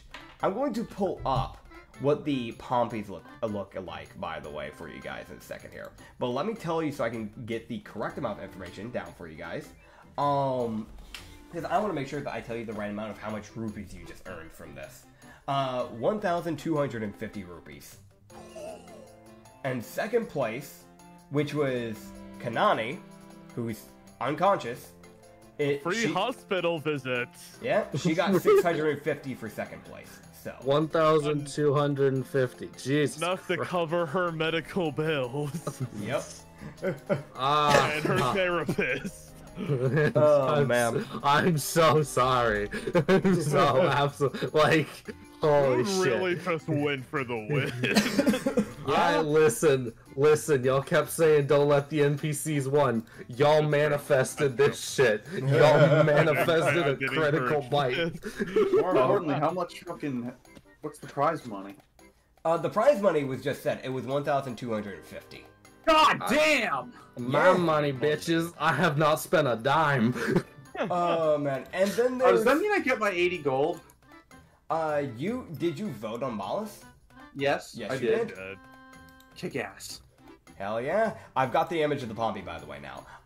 As you would see them kind of bring, you know, the Kitsu's been fucking freaking out. When you went silent though, there was like a genuine like, oh. But like as soon as they like started getting back up on stage, like, hey, like she was right back to cheering. Like it was like a small little and they was like right back at it. Who is this? Like, Who the fuck? Like, I want to mention, like the back eye of Mollis is looking at us like, who the fuck are you? Like, who are you? Why do you care? Yeah. I feel like I'm being gaslit. Foggy, why are we being screamed at? Like he's still kind of fuzzy. Yeah! Usagi, having had experiences with a fangirl in the past, is just really like, well, it appears we've picked up, what's the word? Fangirls. What? Popularity. Pirates get those? Popularity. What do you Grand. What did he say? What? Pirates get those? Oh yes, they do. You see the dwarf kind of like scoot over a seat to Chrono and just go, oh yeah. Yeah, you should. Oh, have you seen the Emperors? They have fucking fangirls galore. That sounds horrifying, to be completely honest with you. I mean, think about it, right? You're flying the Navy and you're bound to get some people that support you, and when you get people that support you, you get people that give you popularity, and popularity leads to fandoms. Chrono just sighs. He gets up. Okay, so what Corey said to him before the tournament began about how he's the captain now has been kind of sticking to him like glue. Yep. And he just gets up, sounding really frustrating, and says, yeah, right. I don't deserve the support of anyone if I can't win all my fights. And he just kind of starts walking away. Usagi, I'm not actually Usagi's- Yeah? He just said, well, you're a loss, and now I'm gonna go try and find this fangirl instead. Fair. Also, I want to mention this. Before you guys start fully walking out, you guys haven't seen the Pompey yet. But also, the dwarf is actively following Chrono. Okay. The dwarf is on your ass. I'm there. Yeah. Not literally. That would weigh you down heavily. So you're gonna see what a Pompey looks like. It is this like weird fey mixture of a monkey and a lion. But they're really small. They're really, really small. As you see, a Pompey. It is actively riding on this tamer's like shoulder. Do you think I could get... I got a pet monkey. Okay. It has these like very like cat-like paws and this like tail that acts like a thorn. It has like little thorn, like, you know, little thorns up on the like tail. It's like almost plant-like, because on the end bit, like a flower like is like budded on it. It has these two little sprouts of plants just on its like in its mane. It has this like white mane fur, but like the underbelly is almost this like aqua, like grayish blue.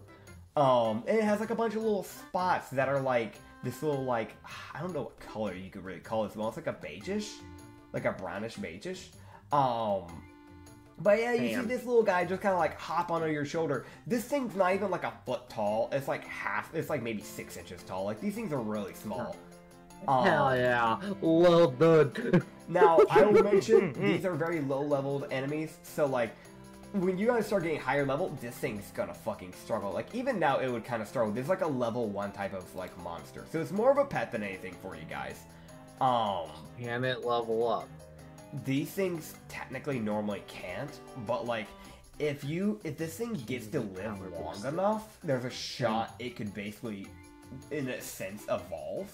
Technically Can we power boost this little dude with rings of power? If this is what I would say, if you ever manage to get a hold of like, well, actually, you don't have to get a hold because you have one. Because you have a druid, he can like, the druid's natural like nature influence will actually make a difference on this. So as long as Mr. Whiskers doesn't die, Mr. Meow. Mr. Meow, as long as Mr. Whiskers doesn't die or anything on you guys, and this thing continues to get to live, it could become a kind of a threat later on. But right now, it's pretty small, and it's not going to be able to do too much.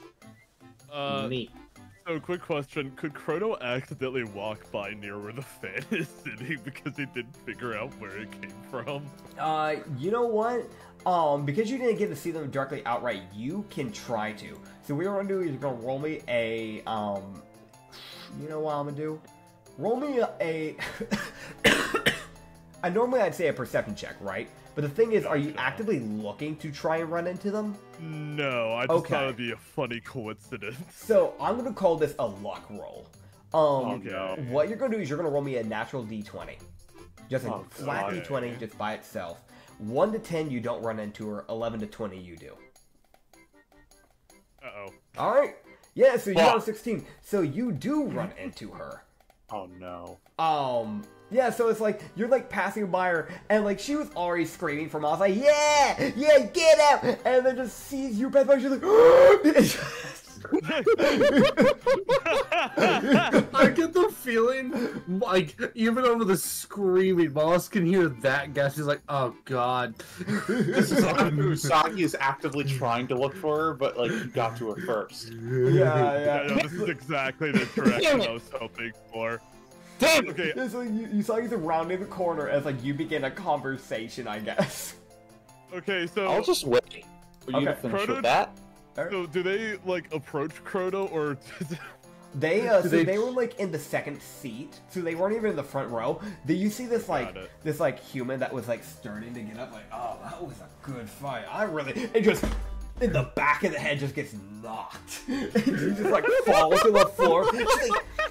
Just hold on, I'm getting a text. Good night. Let me lock my door up and be a little bit quieter. You just hear her go, get out of the way, and just like hops over. This like guy stands on his body and just goes, hi, how are you? Hey, Chrono, you did great. Oh, you're so much better in person. He's going to walk over there. I'm walking that direction. Okay, Nit, can you repeat what you said? I couldn't hear it through meltdown. I'm gonna mute. I'm so sorry. You just go, oh, hi, oh my god, you did so great. Your fight was amazing. Oh, you're better in person. Chrono just looks almost disturbed, and he just kind of says, thanks, I think. She's like, oh my god, you did something, and then just fucking disappears into the fucking ether. Wait, what? You literally see her like cover her face, like, oh my god, he said something, and then Oh great. Oh, Chrono just scratches his eyes and says, I'm too tired for this. And he just kind of continues walking away. Usaga's just like clenching his fist in annoyance. By the way, you can roll me a perception check for everyone that's like actively noticing this. Okay, I'm gonna roll for that because god damn it, if I don't get to talk to this person, I'm gonna be not happy. That goes for Chrono as well, technically speaking, because you are actively dealing with her. Alright. Okay, rolling and I perception. roll. You may. That's 7. Okay, 7. 14. 14. 15. 15. Okay, let me see. What was her passive stealth? Yeah, you'll be fine. Balls. Yeah. So, the Chrono, you barely notice her, and Mollis will notice her. You'd also see that Benjamin is like he's like far in the back where he's been sitting, but he's like actively staring. Like the fuck. I love Yeah, the I'm gonna do idea something that he stupid. can just see through shit. I'm gonna do something. I'm gonna do something stupid. I'm going to think to myself. I'm gonna think think really hard. Hey, Mollis, could you point me in the direction of that? Could you point me in her direction, please? I seem to have lost track of her. She is now in. I'm gonna ping it. She's Hopefully. now in this little corner. She's in. Damn, she's closer she to the moved entrance. far. Yeah. Damn, she fucking moved. Would Mollis be able to hear what I'm thinking and like this request? How far are you? Not that far. I'm just on the edge of the ring. Oh, you're 35 feet away. I can move 2 feet if it.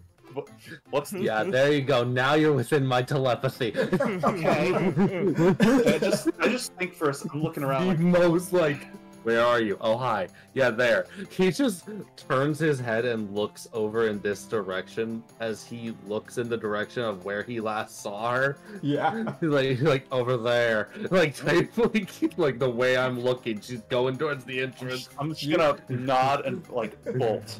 You can see basically what she's doing is that she's in like the third row of chairs, which I will mention each row like elevates. That's why Benjamin's been able to see this shit. You see that like she's like peeking her like just her eyes and above over the chair, essentially. Okay, well I'm gonna try and get over. Frodo just Get kind of over looks there. at Malice at like Fair. what's happening, but then he realizes, wait, this might be a waste of time, and he just continues walking away. That is fair. The dwarf is tailing you. Wait, fine. Well, I'm actively gonna try to talk to her. So fair. Okay. Yeah, so you just make your way over. How do you start this up? As she's like already like you can see where it's one of the things where it's like you as soon as you make eye contact, you just hear go and then like just duck under. you don't have to. You don't have to be shy. Oh my god, you talking to me? Oh please, not that impressive. How did you hear about us anyway? Oh, you didn't know, did you? Oh my god. Yeah. So right. I'm from Whiteside. I was there. I was there when it all happened. In fact, I was on the same ship as you guys. I've just been watching the entire time. I'm fucking sorry. I want to mention Mollis is stopping the instant she says that. Frodo was like nearly out of the entrance. Starts taking steps back. I just now was like, hold up. Now, Usagi's gonna think to himself, how did we not notice her? She must be very stealthy. Oh god! Yeah, she literally just goes like, I saw everything. I saw the thing on Solus, and I saw everything on Hemfine, and I saw everything else. It was so good. You'd hear the dwarf just go, I knew I wasn't stealing all the food. I knew I was. That's Mollis, I was getting blamed for that. Mollis does the slowest fucking scan between her and the dwarf. Back at her, back at the dwarf. Looks back at her like, the fuck do you mean? Frodo On has, our like, boat. Frodo has like his arms crossed, and the best way to describe his expression is WTF. You know, The fuck. this one's not typically in Usagi's like wheelhouse, but lack of Pike. What? Pike has teleported. Man is here. He is here. I'm just gonna. Oh, I know. Are you doing anything later? Are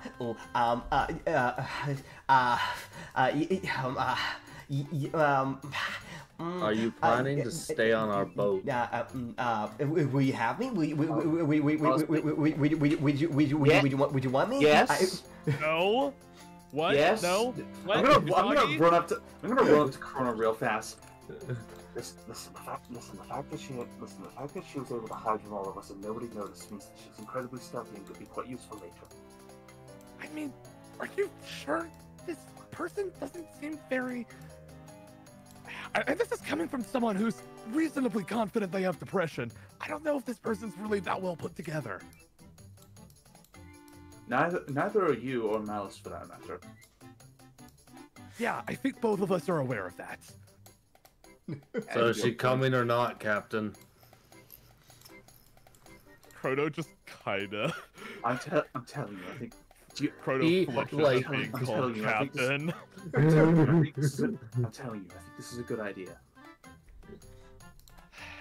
You know what? I don't care. Do whatever you want.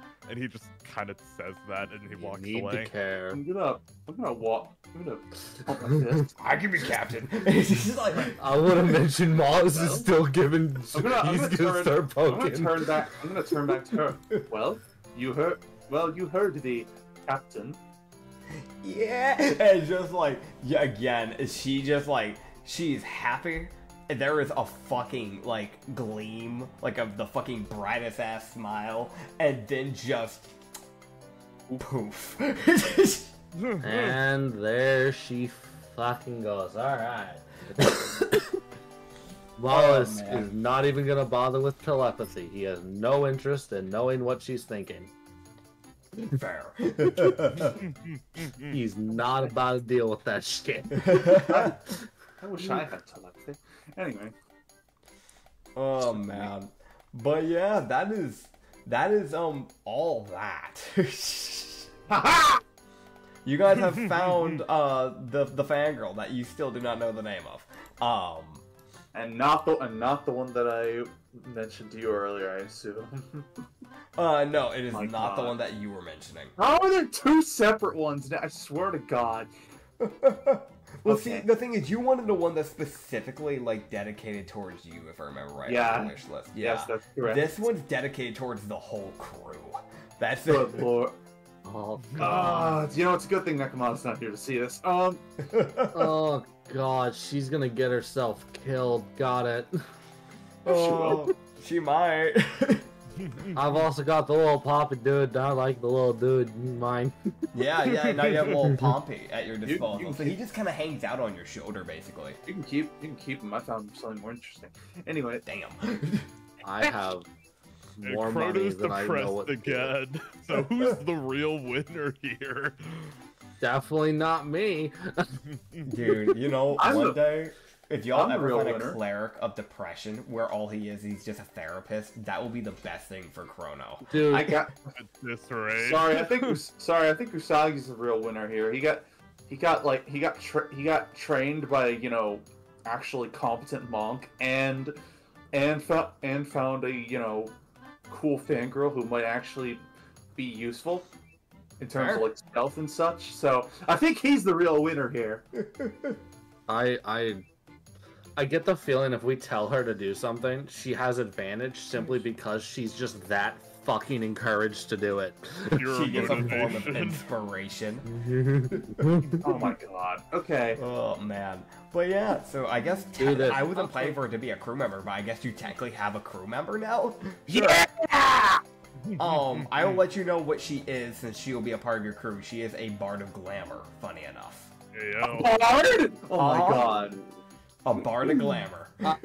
I'm not surprised. I'm not surprised it's Me a bard. neither. I, Kick ass. Oh man. But I yeah. fear for the safety of this crew. Oh, I'm sure she'll be fine. Anyway. Oh man. But unless Oh, there's we're all anything gonna die. else that you guys wish to do for the day, we will wrap up this day. We're not leaving the island yet, right? No, not yet, no. Because you still has to come back. Probably Okay, good. like RP good. wise. Hmm? So just Chrono's just kind of feeling like a failure again. Yeah. So he kind of goes back, and he is now training with the Tonfas extremely hard on the ship. You would see the you see the dwarf walk up to you and just go, "You want help?" Is this What? motherfucker? You want help, right? You want to train? Yeah, I suppose so. Good, come here. And he just like you see him Oh, grab like two of the like basically like muffs that Ublex normally uses for like cooking for like grabbing stuff out of the stove type of thing. Mhm. And you see him, like, basically just, like, you don't know what he put in there, but you see him, like, pad something on the inside with it. Oh, okay. And just go, hit it. Hit my muffs. Sure. Roll me a to hit. Roll to hit, you say? Yeah, roll the hit. Alright, one sec. Okay, that's a 17. That will hit. Yeah, so basically, like, straight away, you're able to, like, start getting some connecting shots. Basically, what you're doing, think of, like, boxing training.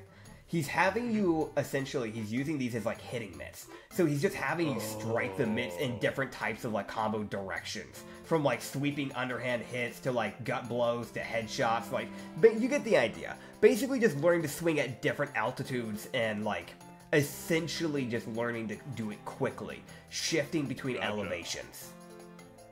He was just gonna go, something that I realized while you were fighting was that you don't seem to just adjust quickly when it comes to your swings. If you see someone ducking under, just, you know, shift your punch a bit. You're using tonfa, so it should be way easier than if you were doing something with like a quarterstaff. Okay. So essentially, I like, understand. Yeah, so like at some points, like for example, he would like raise his arm up high, so you have to like swing it almost like head level, and then he would immediately bring it down, expecting you to change the course of direction for the attack, essentially. Gotcha. So yeah, he would just like essentially help you out with that. He may be a bastard, but like he's a helpful bastard.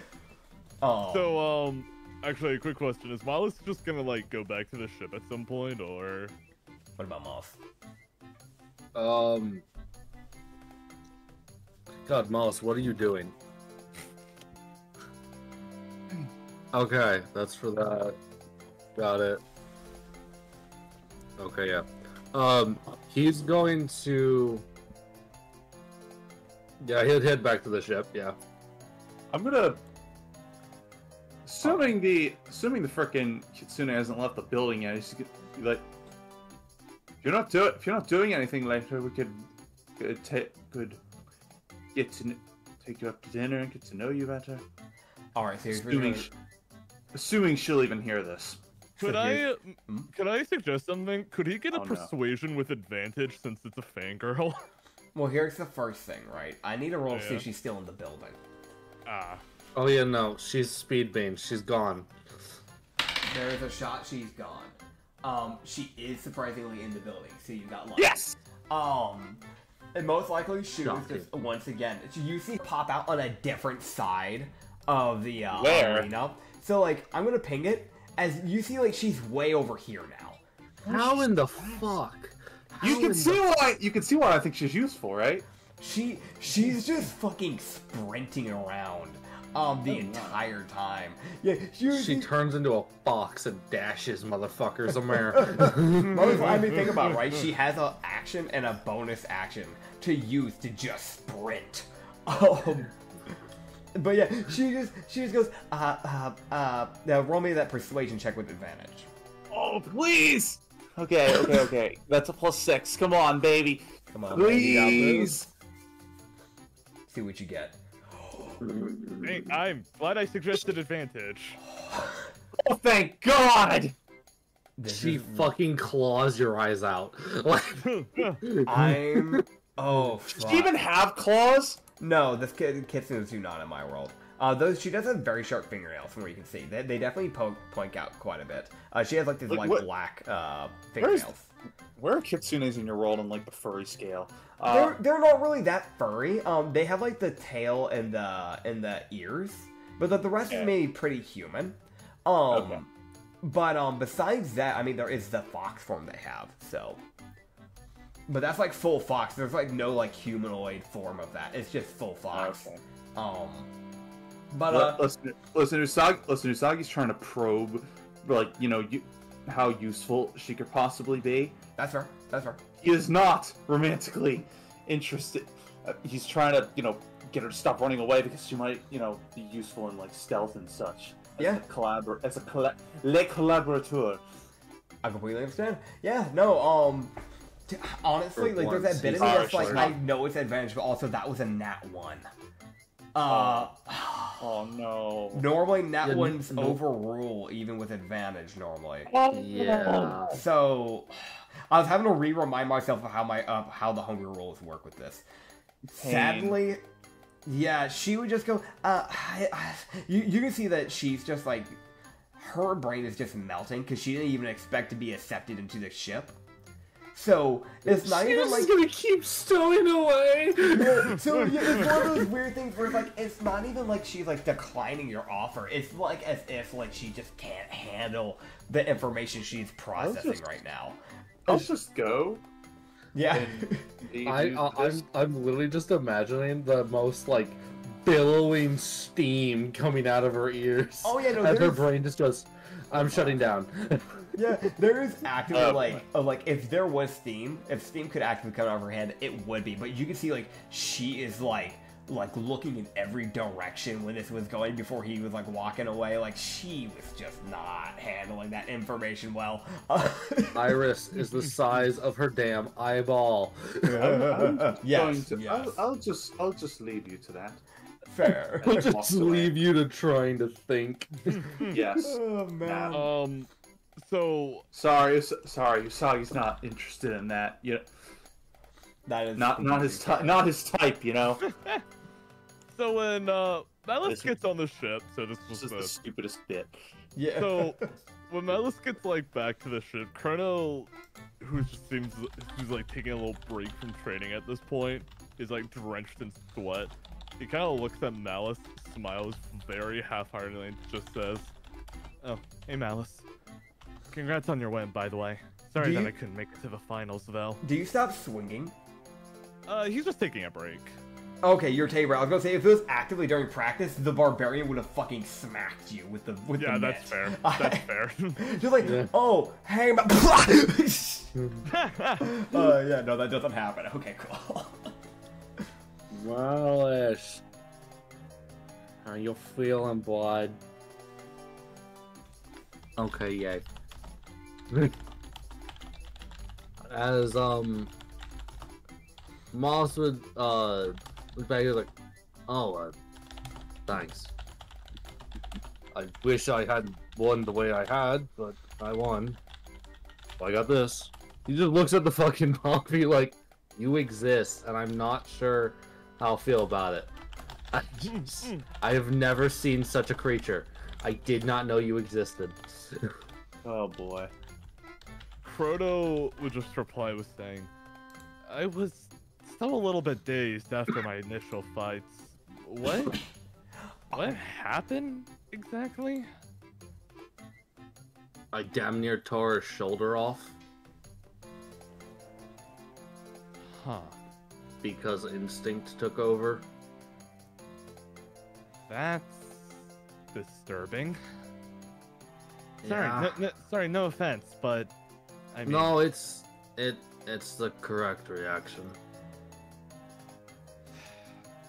You'd see the dwarf Gildart just kind of like from afar, actively chugging like a beer. Just Yeah. go. I wish I could bite that much. You know how good my beer would be. Man just eats the fucking mug. You never know. Chrono would probably just say something like, sorry, that sounds really serious and all, but I still don't understand why I'm the captain, apparently, according to the world, and now starting to become the crew, asking me to be the captain too. I mean, I don't think it's know. I think it's a captain matter of shouldn't be bounty. weak. You're not weak, you just got unlucky. There's a difference between a lack of skill and just getting put up against something that you just weren't actually prepared for. You didn't like I know she was about to... Now, look at me and tell me straight to my face you expected her to blast fire in your face. Okay. Yeah. The most just like, were you expecting it? No. Then shut the fuck up. it's fine. Like, it's Oh. almost like Mollus's mindset on that is, you weren't expecting it, therefore you don't have a reason to be mad at yourself. But shouldn't captains be, I don't know, strong, prepared for everything, never losing? I mean, from what I gathered, a world wants me to be something well, any part of my old self has been kind of dead for a while now, and I don't know if I can be what the world wants me to be, essentially.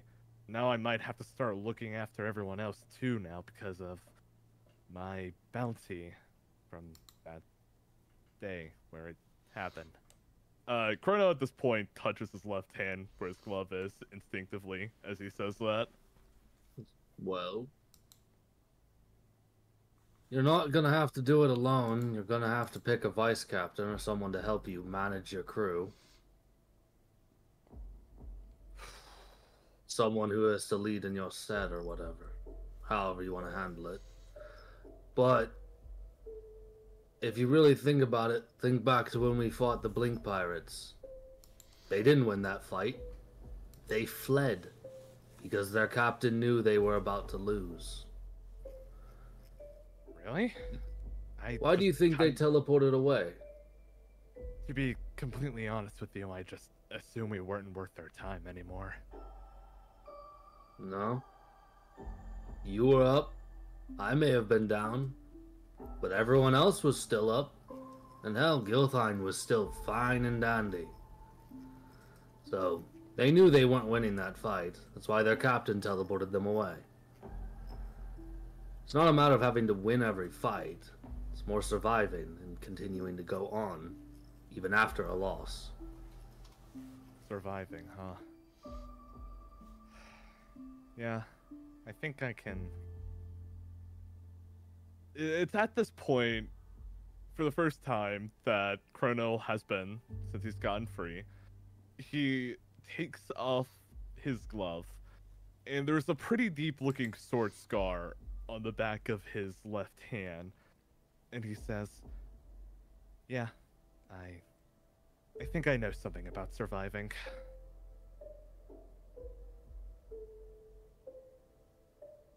I think everyone here does. Chrono puts it back on.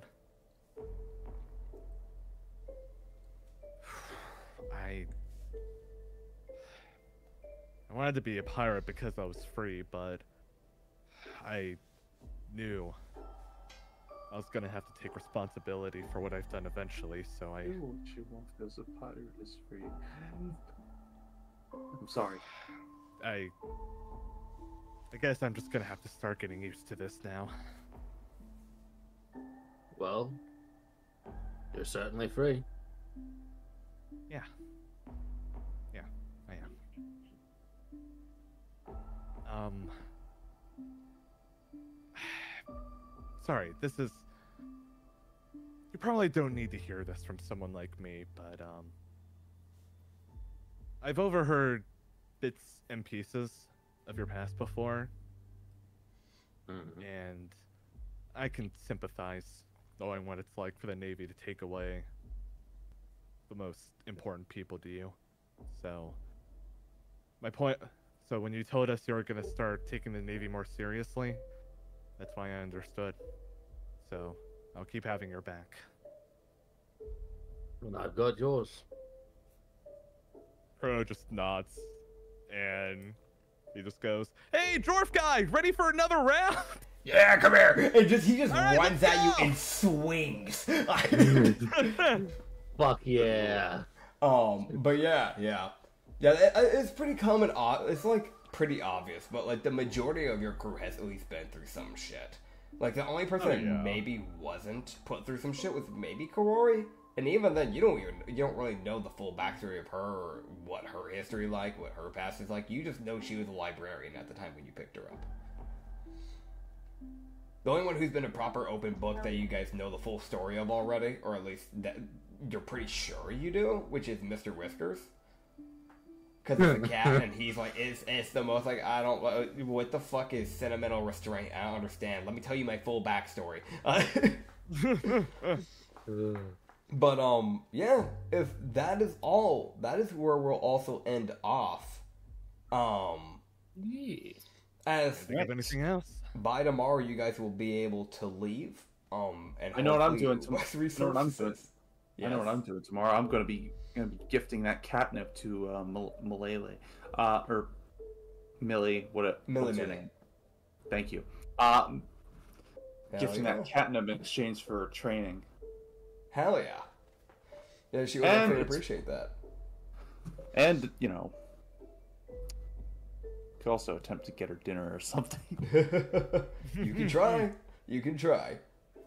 That is like it's that weird one of like, that's like one of the only people that you've encountered so far where it's like, you wouldn't be able to win her over with like physical charms. That's definitely for sure, because she can't see that. Like, she can. Oh, no. Yeah. Well, obviously. Yeah. I'm gonna point out that it's rare. I'm gonna point out that it would be difficult for Usagi to win over anyone with, like, physical charms in the traditional sense. Yeah. So he has to rely on his personality to do anything. Oh, that is completely fair, yeah. But, yes, with that all, I thank you all for watching this episode. Hopefully next episode we have Toasty Ghost back so we can have the full crew up and running again. But with that all going on, I appreciate you all stopping on by. Does everyone want to say goodbye? Goodbye. Why? Bye. Bye. Oh, yeah, you can find us on YouTube and Spotify. Bye.